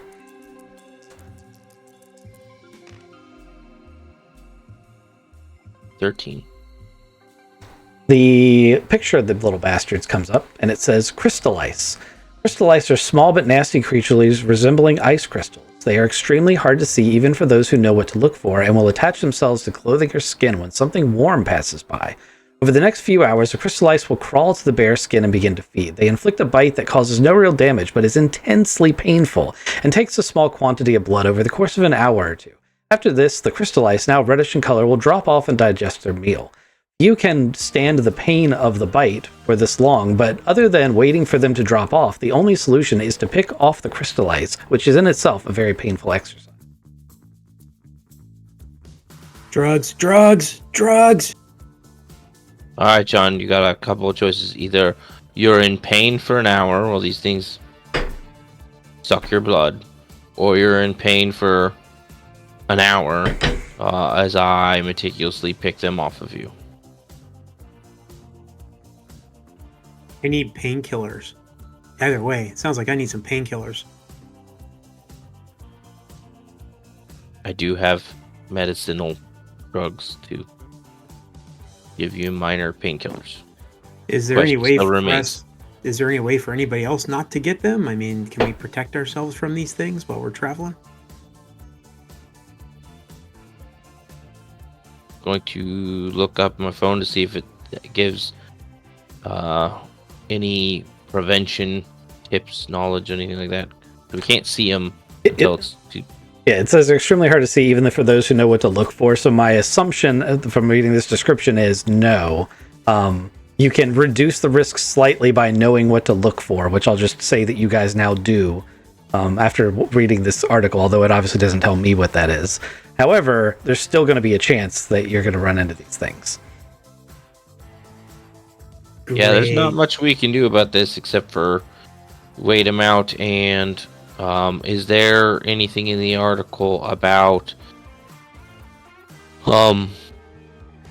disposing of them? Like, is it just like let them fall off and then just chuck them out of the ATV, or just to make sure that we don't get infested by them inside the ATV or anything like that? I would be concerned about getting infested inside the ATV, but it doesn't have specific disposal methods. I'm assuming that like ticks or lice, you can burn them or whatever. Also, you've got a shipmate who's screaming in pain while you're slowly going over, like, look how interesting this is. And I'd like to point out that that's happening right now.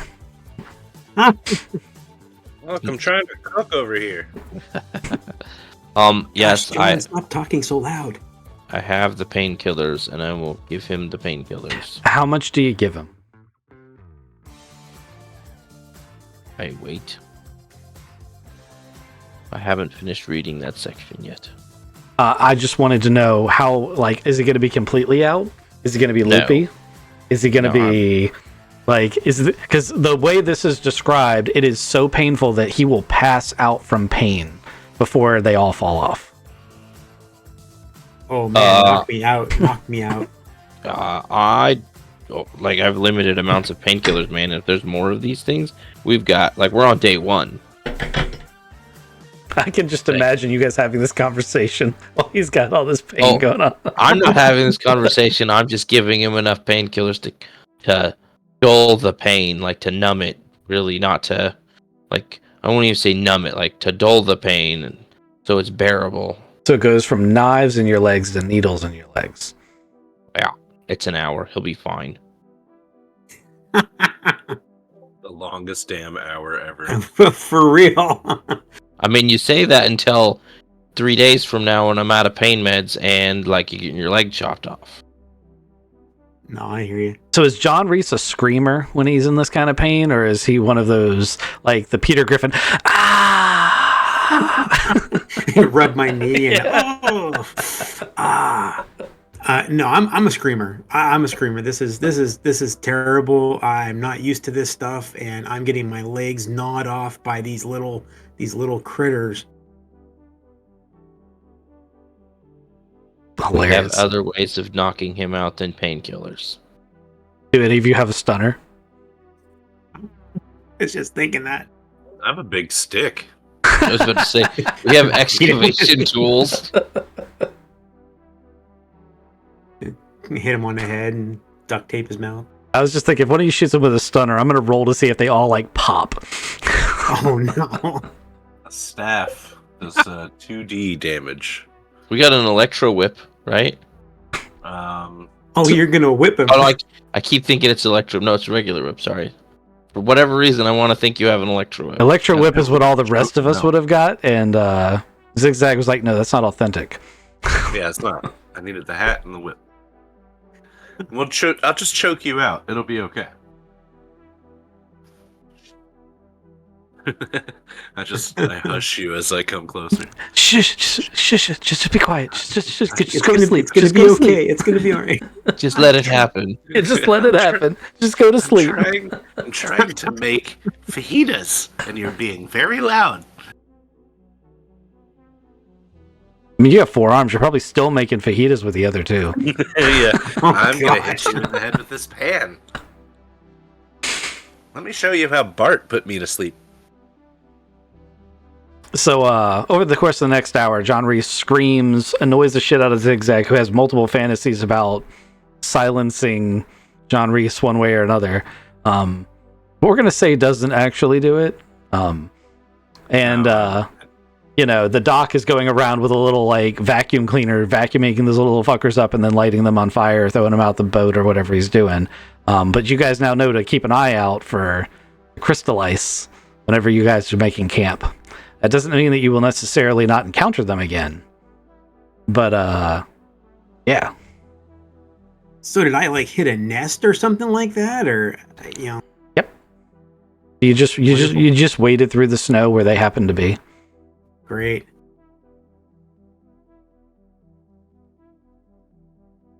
Night falls.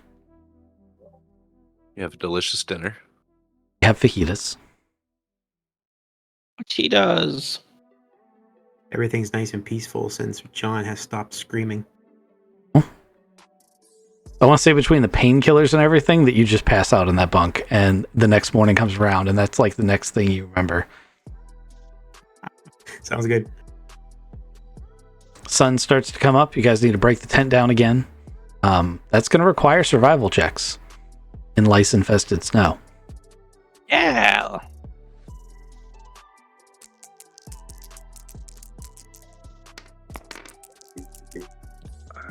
Maybe could help this time. 15. 7. Okay. You're not going to get hit again for a 7. You're fine. Ooh, thank goodness. So, you guys pack the tent back up, and we're back to the navigation map. Now, Zigzag drove all yesterday, Yeah, and I then don't really feel like driving. then cooked. Okay, and you guys did have a full night's sleep, so that's good. But you guys may want to consider sharing the load. I got this. Gets to rest. I will do the driving this time. It'll be great. Okay. So after I make everybody a French press and give everybody a cup of coffee, I'll lay back in bed and watch a movie. Yeah. Do you have drive wheel? Yes. What level? 0. Okay. I think all of us have 0. Do you have recon or navigation? I think maybe. Recon's your perception skill, so I think all of you have it. But I have to ask. I don't have recon the skill, no. You don't have navigation the skill? Double checking now. I can. You have friends. Nope, I don't have navigation either. I just drive good. Somebody else tells me where to go. Gentlemen, I highly recommend that one of you tell me where to go. Maybe I won't watch this movie. We should be navigating or reconning. I'm reconning from the top. Okay. A snowstorm is picked up, so we do have snow coming in. It's not heavy snow.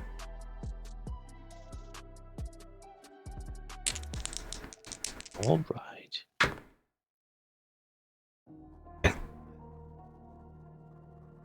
We do also have a navigation system. Yeah, it doesn't. Intermediate. Oh, go ahead. That doesn't factor into the formula I'm working with. They Okay. give me the formula. I'm just plugging the bits in. Oh, okay.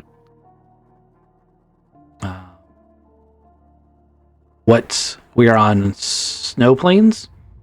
Yes. We're halfway through this one with the blue square.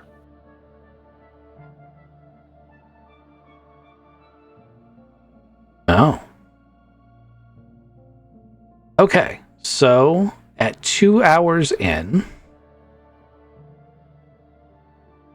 we're gonna have our first miss.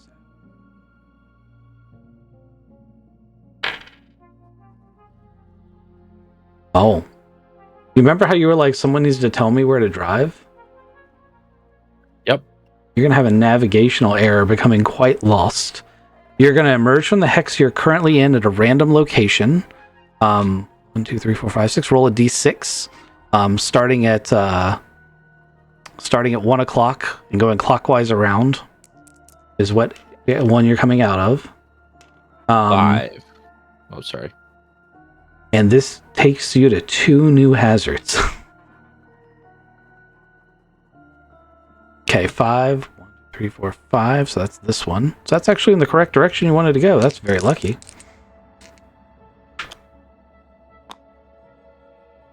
Okay.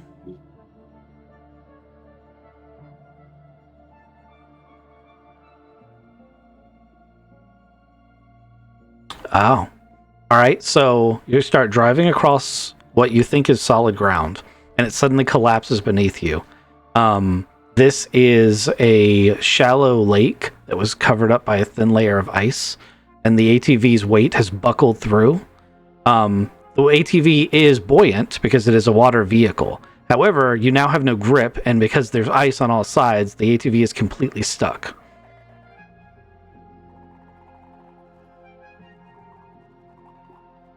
So you're basically, your wheels have gone through the ice. They can spin, but they can't move.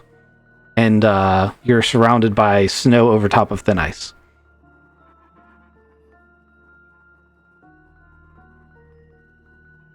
Yeah. Everything okay up there? No. Nope.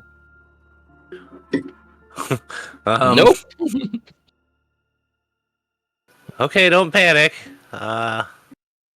Be right back, guys. Okay, anybody ideas? I mean, we're floating on a lake. We don't have a winch. We can't pull it out. It does have the aquatic drive. Just, I think it's that little gear shifter up there. But will that give us enough to push through the ice? That's a good question. Maybe try to back up?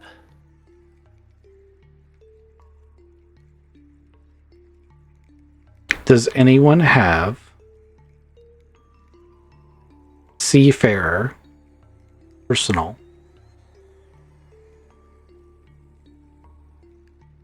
as a skill? Nope. Not me.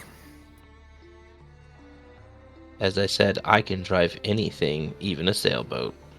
Okay, it sounds like you're the only one qualified to use the aquatic drive. And since you got stuck here, that's kind of fitting, isn't it? Right? Why don't you try to use that skill to get yourself out? Although you are welcome to employ the rest of the crew doing anything you want to increase the odds of you getting through this obstacle. Yeah, let me go out and I'll look out for you. I mean, I'm looking out from the tippity top. And he's pointed towards 2 cracks right here. If he guts it through, they'll push him out of the way. I have the thermal vision and can tell what is more cold and icy than other things. Ooh. That might help a lot. Perception check from Ghost.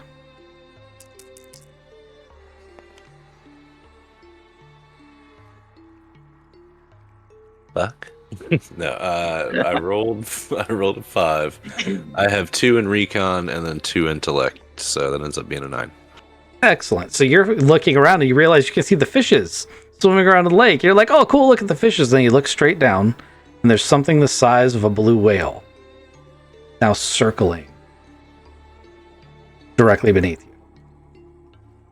Gentlemen, I don't want to alarm anyone, but as many wise men have said, there is always a bigger fish, and there happens to be a massive one swimming underneath us now. Okay, we should get this moving. You can take a +2 for your help.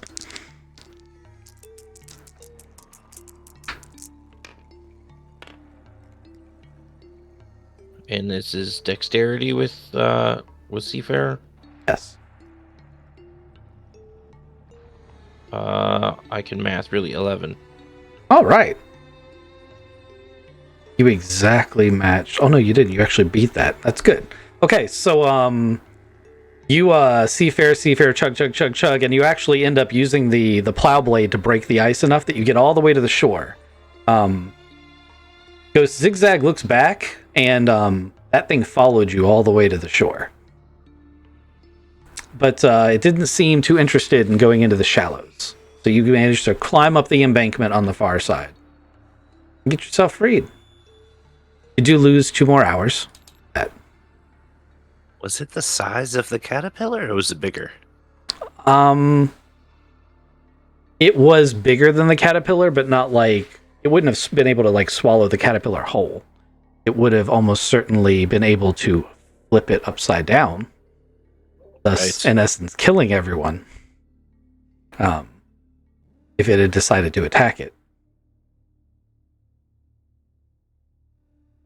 Well, I'm glad it didn't. Yeah. Good thing I learned to sail. We learned who can use the aquatic drive. Yeah, I'm glad you were driving. Yeah. I may not know where I'm going, but I can drive anything. Can I help him navigate this time, or there's other people that can navigate too? Can you actually navigate? I don't have navigation, but I've got a hella recon.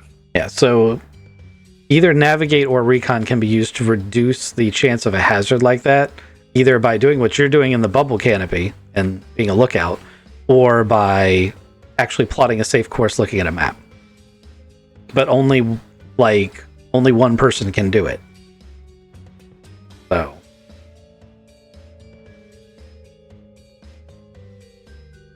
Alright, you got 6 hours left in this day. All right.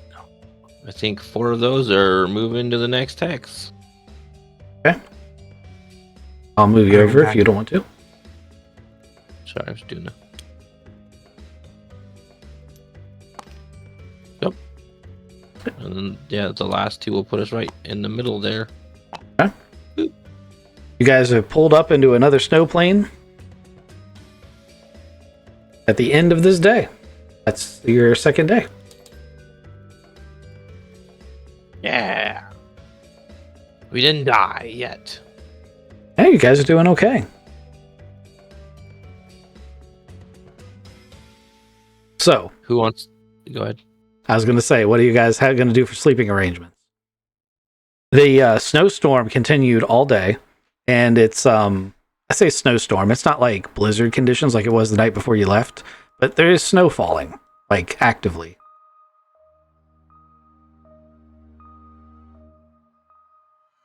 What do you guys think? I can curl up on the table over here. It's not going to be a great sleep, but I am smaller than everyone. Who's driving tomorrow? We'll put them in the rack, and then the navigator in the other rack, and then somebody kicks back up in one of these chairs, and in the morning they sleep while we continue driving. Yeah. Yeah. If John's not back, I'll drive tomorrow, so I'll take a big cot.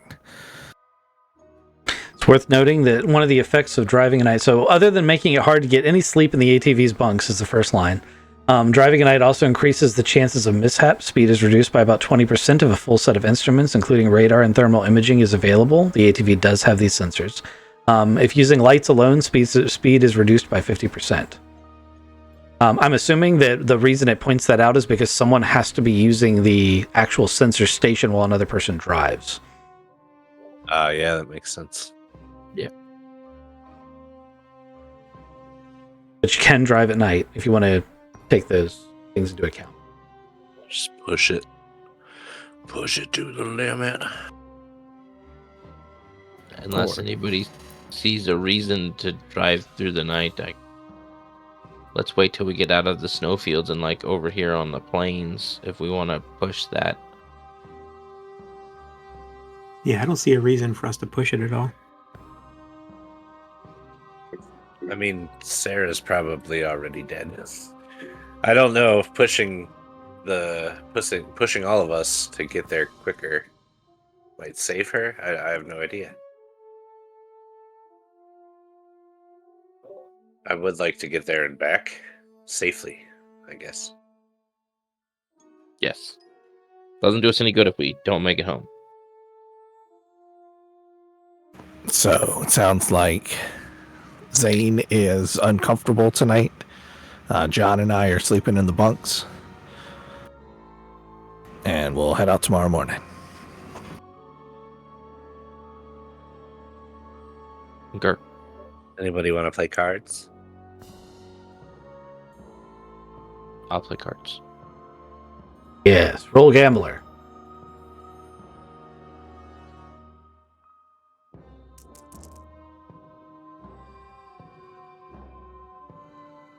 Uh-oh. What goes with gamble? Intellect or social? I would assume it's social. But I can see an argument for intellect. I'll go with social. I'll go with intellect, and I got a 9. I went with social, and I also got a 9. Okay, you guys have a friendly, in quotation marks, game. You end up breaking even, so nobody wins or loses money. You're pretty good at cards. You're luck. I was reading your facial features. Oh, that's interesting. Which eye were you looking at? I probably do have a tell. It wasn't because of my great gambling skills, but... Really, I just got lucky. Well, shall we get some sleep then? Yep. Sort of. Snow falls, more or less buries the ATV, but it's built for that.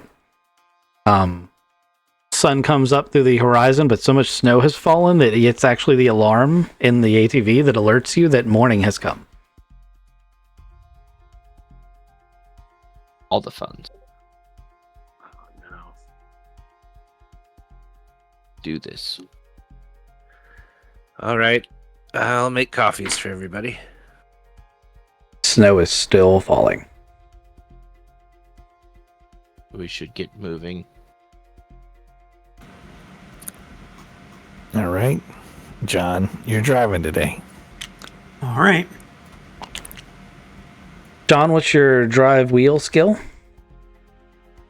I have a 0. Yeah, better than nothing. Who's doing the navigation? Who's in the bubble? Otto's in the bubble.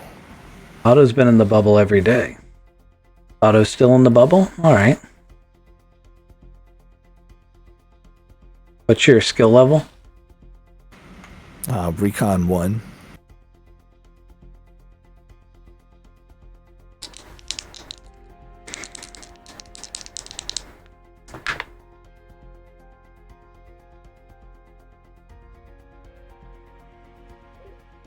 I'd be on sensors. You can be on sensors, but I can only take one thing like that. Okay, never mind that. I mean, but it's okay to do because, honestly, one of the things that we look at is when people do the same monotonous task over and over again, this equation accounts for that. So saying I'm in the bubble every day is actually not good. This is a little hint there. Do the sensors or put somebody else in the bubble. Otto, you've been in the bubble for a long time. But I had a good night's sleep last night. I know. Why don't you take this coffee? Here, have this coffee. I'll take a shift in the bubble. It is good coffee. It's good to switch things up. You look at the same, white terrain over and over and over again, you start seeing things. Yetis, No blindness. worms, and stuff. Okay. Is that a snow tick on my shirt? Swapping out that puts you 1 point below threshold, and there is no incident today. So, unless you run into some fatal encounter along the way, but no automatic one. So, you guys are going up here to this ice plane? Yes, sir. Yep. It's 4. 2, 4, 10. I'm gonna say you can get all the way through. That one's got enough ice in it that you can get all the way through that one. Get through this one? Yeah, you can get to your next step if you want, all the way up in the ice plane. You're now on ice planes, which are completely different. Living on a razor's edge. All right. Now, the sun is starting to set, and you guys have been just keeping your foot down as much as is reasonably possible, without being reckless. So you haven't really had an opportunity to look at any of the, you haven't done any exploring. But on this giant ice field, as you look out at this incredibly flat, matte ice, it's not like glossy ice like you'd find on a lake. It's like dirt that has frozen with a thin layer of ice over it. So it's got a texture to it, but it's all really flat. And off to the north, probably 150 meters, you can see this huge citadel that you'd swear looks like it's artificially created, coming up out of the ice.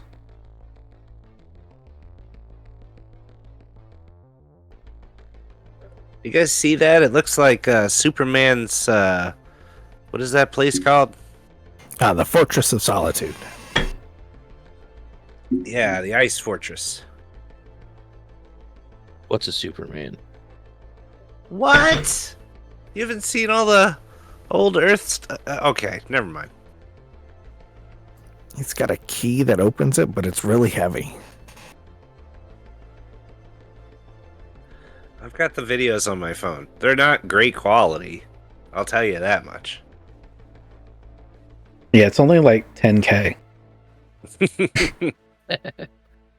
Yeah, high def was not a thing back then. Well, do we want to go take a look at this thing as it's becoming dark outside real quick? It's 150 meters away. Oh, sorry, kilometers away. Oh, okay. I was going to say Yeah. 150 meters. Sorry, that's why the confusion was. It's 3 hexes away. It's that big. Okay. That looks really cool, guys. I mean, it does. Can you help me put up a tent? Yeah, I'll help you. With a tent. If Zigzag helps do that, who's cooking dinner? Whose turn is it to cook dinner?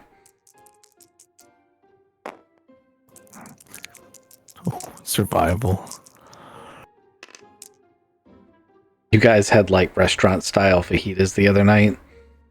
Kizik's character is going to make you Campbell's condensed soup. Let's see He's if I like, can keep it in figure the out. can. Sorry, I got a 7 on my survival. I got a 11. Okay. You guys managed to get that tent up. I got a 4 on survival. You are going to have dysentery, though. No. And the worst And he part put the- is, it's not the snow, it's the ice, so you can't dig a shithole. You're sleeping outside. The car's got a lavatory. No. Mm-mm. Outside. We're out on the ice. Oh man, I really want to do some ice fishing. Have you guys ever tried ice fishing? It's not ice lake, it's frozen ground. Oh, right, that's Yeah. true. Sorry. That there is some of that you can come across. I mean, you were scared about the ice fish the last time. No, that was huge fish. It wasn't just ice fish. I mean, like you said, there's always a bigger fish. I'm just picturing me and Bart cooking one of them. You know, like they're so big. They've got to have some really good. Like if you guys had like the old sashimi like fish steaks, they're huge. Ah, they're delicious. I'm lamenting letting you cook while I'm eating this jerky. It's especially trying because you're eating jerky, but it was soup when he started. Oh, What were these? The tomatoes? Never mind. I think it's a mushroom. Cream of mushroom soup. It's got to be the worst thing to cook for dinner. Like, Why is it in a pita? It's been condensed again. I boiled off all of the liquid, and then it kind of looked like a paste. So you scoop it up with a pita. It looks just like this picture. Oh man, it's awesome. okay. So you guys have your tent set up, and it is snowing, so you are going to get some snow accumulation on both the ATV and the tent. Who's sleeping in the tent? Who's sleeping in the ATV? And Okay. tent. Okay. ATV. ATV. Okay. All right. So we've got John and Zane out in the tent. When morning comes, the snow level has accumulated above the top of the tent. So you are going to have to like dig yourselves out of there. exciting. Nice. Also, you know, it probably made going to the bathroom in the middle of the night, which you totally had to do, interesting. So I'm imagining there's at least a couple of little, like, snow huts, like, that have been built up around this thing that nobody wants to go digging in. Don't eat the brown ice. Stay away from those hills, guys. Okay. It'll be a survival check to get through all disassembling and putting the tent back together and shoveling your way out.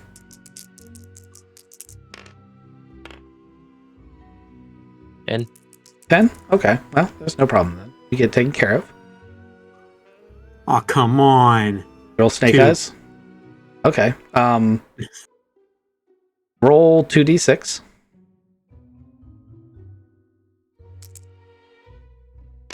Right, that's how many crystal ice you got. Oh, 7 of them. On your legs again. Everybody's listening to John scream again. Oh my gosh, I'm screaming, guys.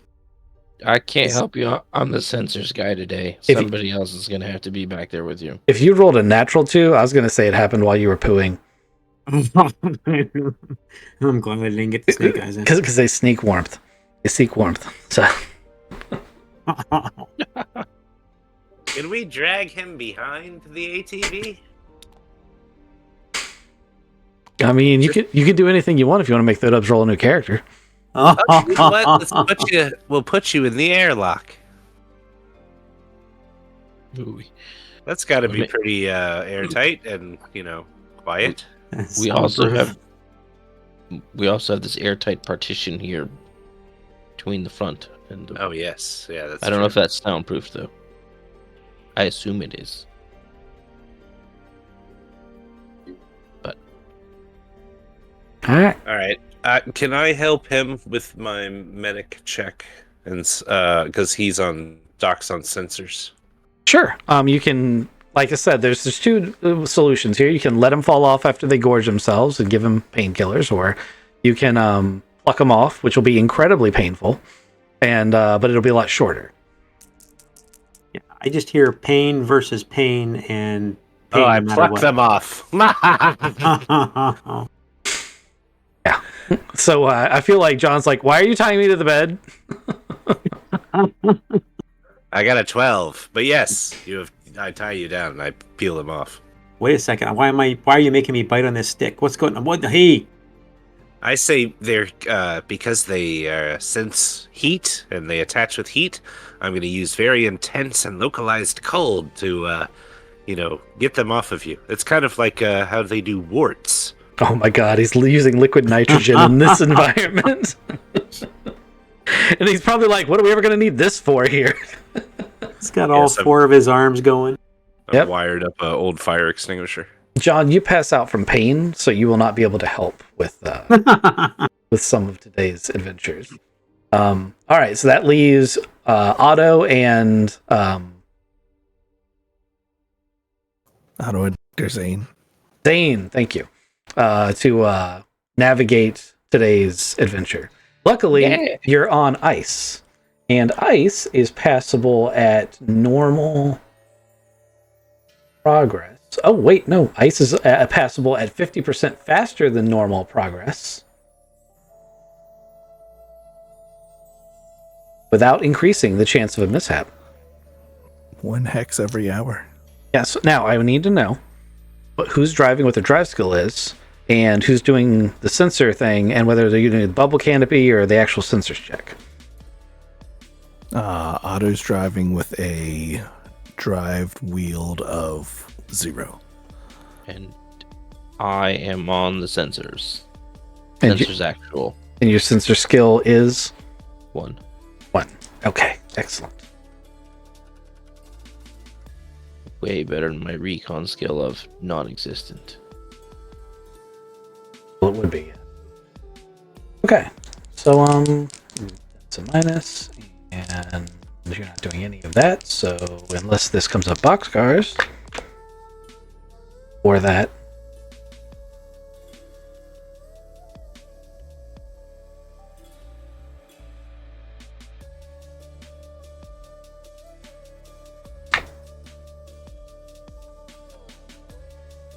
Traveler's progress is blocked by some obstacle.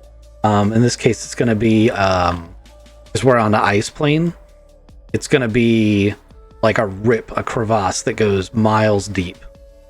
And you're going to have to backtrack and find a way around. So whatever hex you were going to go to, that hex is considered blocked. And you need to come back to your previous location and then go forward again. So we can go north and around it? Yep. Yes, sir. That's 1 hour, 2 hour, 3 hour to get to there. We're going to keep on going. 4 hours. Okay, I can just keep on going. Yep, you sure can, until you run out of hours. It's 1 hour per hex, correct? 6. 7. 8, 9, and then a little bit on to the... I'll give you that one. It touches it. All right. Sun's coming down. You're back where the snow is. You made it across the ice section. Reese has recovered from his ordeal. You're pretty sure you saw Zigzag trying to figure out whether or not he could cook these lice.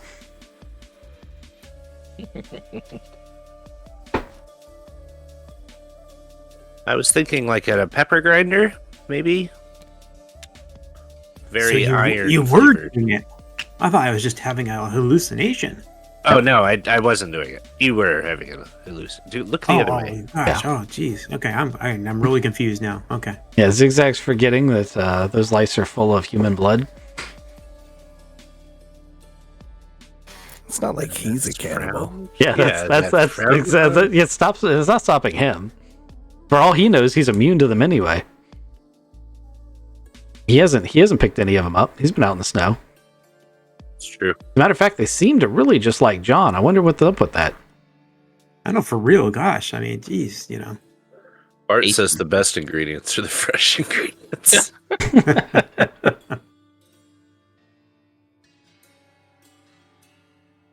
All right. So is this an ATV night, or we're putting out the tent? Is it snowing? Oh, I forgot to roll for the weather, which was really dumb because that's supposed to be part of the equation. High scores are clear weather, so no, it is. It's about 0 degrees again. No precipitation. Yeah, let's pitch the tent. I didn't like sleeping on the table. Set it up. Oh, somebody better help me this time. Oh, baby, I got a 12. 7. It's intellect. It's a 14.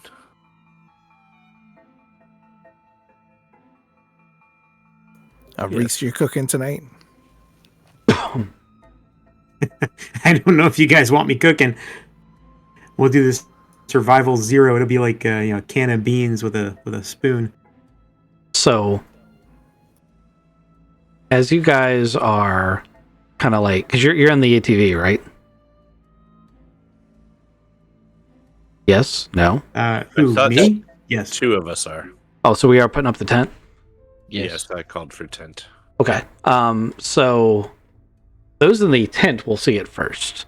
As they're setting up the tent, those in the ATV will see it second. But nearby, as the temperature rapidly rises, it actually gets above freezing for just a few minutes.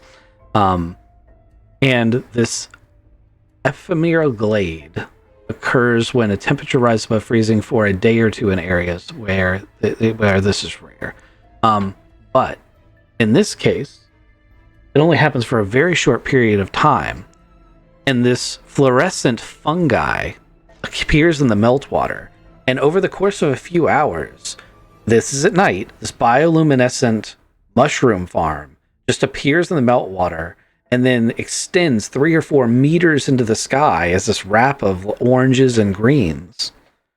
And then by the time morning comes around, assuming that you guys have watched it, it all dies back down and seeps back down into the ice as the temperature drops below freezing and refreezes. I cut one off. Yeah. Well, it's grown. Yeah, you can go study it if you want. You'll have to stay up at night to do it, but you can do it. I think this is fascinating. They're bioluminescent? Yes. Oh, hell Totally, yeah. Totally going Dude. to study this. Yeah, you and I are going to go for a trip through the mushrooms, man. How much samples do you take? I think I'm going to take probably 2 or 3 of these things. They're huge, right? Yeah, they're huge. Like, you'd have to cut samples off of them. They're so big. You could get smaller, like, offshoots and take those. I would need a biology roll or something equivalent to it. Some science. I will biology.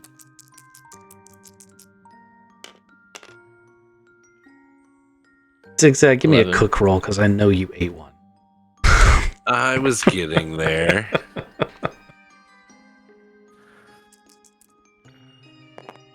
Oh no. They are magic mushrooms. I'm tripping hard today, guys. I'm not driving anywhere. That's yeah, no, it's definitely going to go into the next day, and the way this is going to affect you is you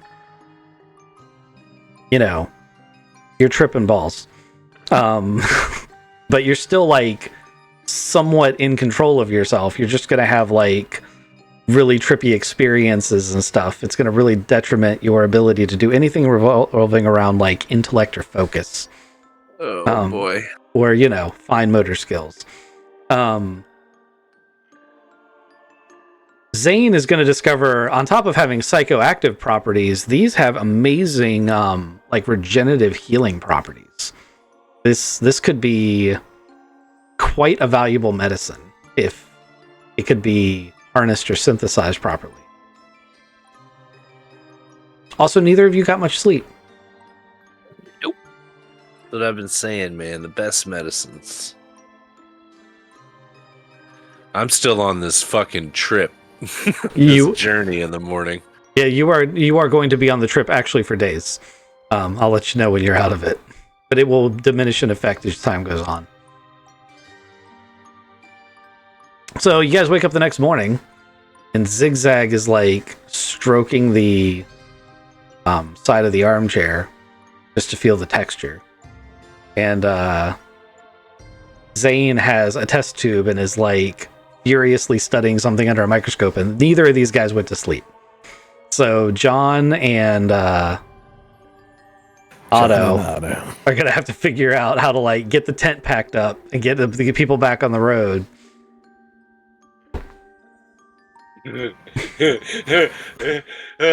I laugh as I'm gonna go make coffees. I'm gonna make coffees, guys. I'm gonna make coffees. I'm gonna make sure he makes it into the RV before I start looking at the tent. It's a good call. Also, if he makes coffee, you probably shouldn't drink that. Yeah, please, don't drink that. I'm gonna stare at a mushroom. All right, Jonathan. Well, Dr. Zane's holding onto his mushroom. We're just gonna kindly lead him back to the vehicle and. Okay. One of you at least should probably be concentrating on getting everything packed up and ready to go. Yep. After Dr. Zane gets to the vehicle, I'm going to start unloading. I'll start packing some stuff up. Can I help him with that? Yes. In fact, you probably should.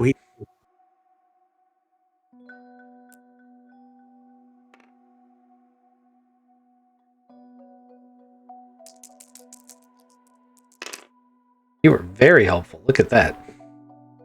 Nice. You guys, between the two of you, get everything all packed back up, and it's time to get on the road.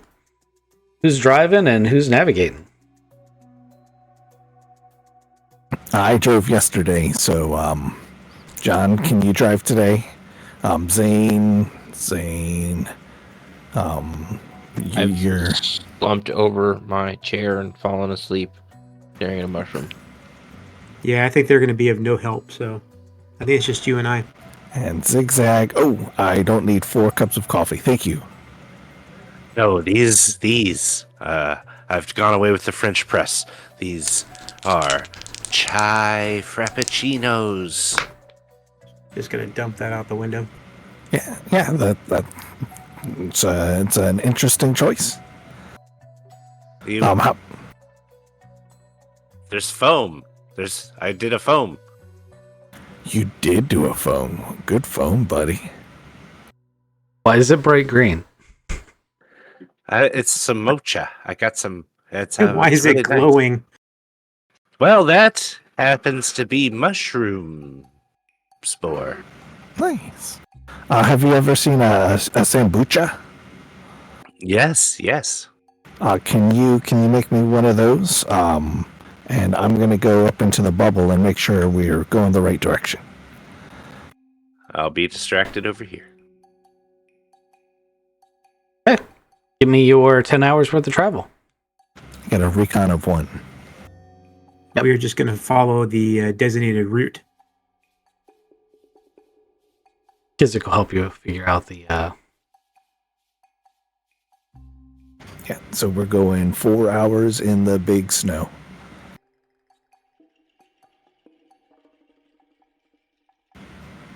So you got to move that because you're driving. Move us 1 hex closer. Now we got to go another 4 hours. Oh, man. They were going through the big snow, huh? Yeah, we could go, if you want to go straight instead of down, we can then get into these ones and go a little bit faster. Now we can go That's one my hex, plan. 1 hex Okay, to the right. Oh, I got it Okay, so I upside should be in down. the right spot now. Yep, I'll do one more. There Scare you go. ourselves into the plains. 10 hours. Okay. Zigzag throughout the course of the day, you have become more and more coherent. You still feel like you have like superpowers, but you have your shit more or less under control. And Dr. Zane Hicks was able to get quite a nap and woke up shortly after lunch, realizing that he had probably not been that helpful today. But I've got a mushroom. Bet your headache's gone. Yep. Yeah, right. What'd you roll for biology? 11. Oh, you did roll above 10. You have enough culture that you could actually cultivate these mushrooms. Do that. So We could stop being professors. So you could write down on your inventory sheet that you have a culture of these special bioluminescent regenerative mushrooms. They become When you get back, useful. you can publish on that and be the inventors or discoverers. Sweet. All right. This is going to be our last one. So you guys are going to tell me how your sleeping arrangements for the evening are going to go, and then we'll do the next day. I'm inside this time, man. I already did the outside time. I already tried to hide my poop in little mounds of snow. Sounds like I'm not going out there anymore, man. There's lice. I know, man. I'm afraid of this stuff, man. I went out there and tripped. I'll go back out there. What's the weather look like? You got better odds tripping than I do. The weather today is just normal snowfall. All right, I'll stay out in the tent. Me and you again, buddy. Yeah. Survival roll. Oh no, I should have cooked tonight. You should have cooked tonight. You still can. 9. Zane just knows how to set up a tent. Oh yeah. I'll cook. Everyone appreciates that. Yeah. Instead of cream of mushroom paste, you get steak fritas. Considerable increase in quality there. Definitely. And for some reason, bao. Because I'm craving bao. I'm assuming you passed that check. Oh yes. With a, hold on, 9. All right. You guys are going to get a restful night's sleep, and you're going to be able to pack up and start again in the morning. Who's going to be doing what? I can recon today. Go ahead. I was just going to say, I'm not seeing double anymore. I can do the driving. Come on, take it slow today.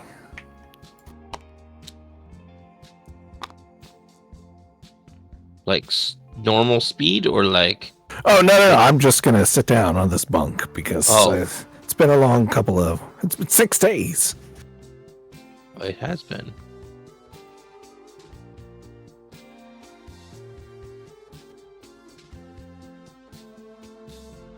Yeah, All right. I'll drive away. I'll make 4 coffees and then go up to the bubble.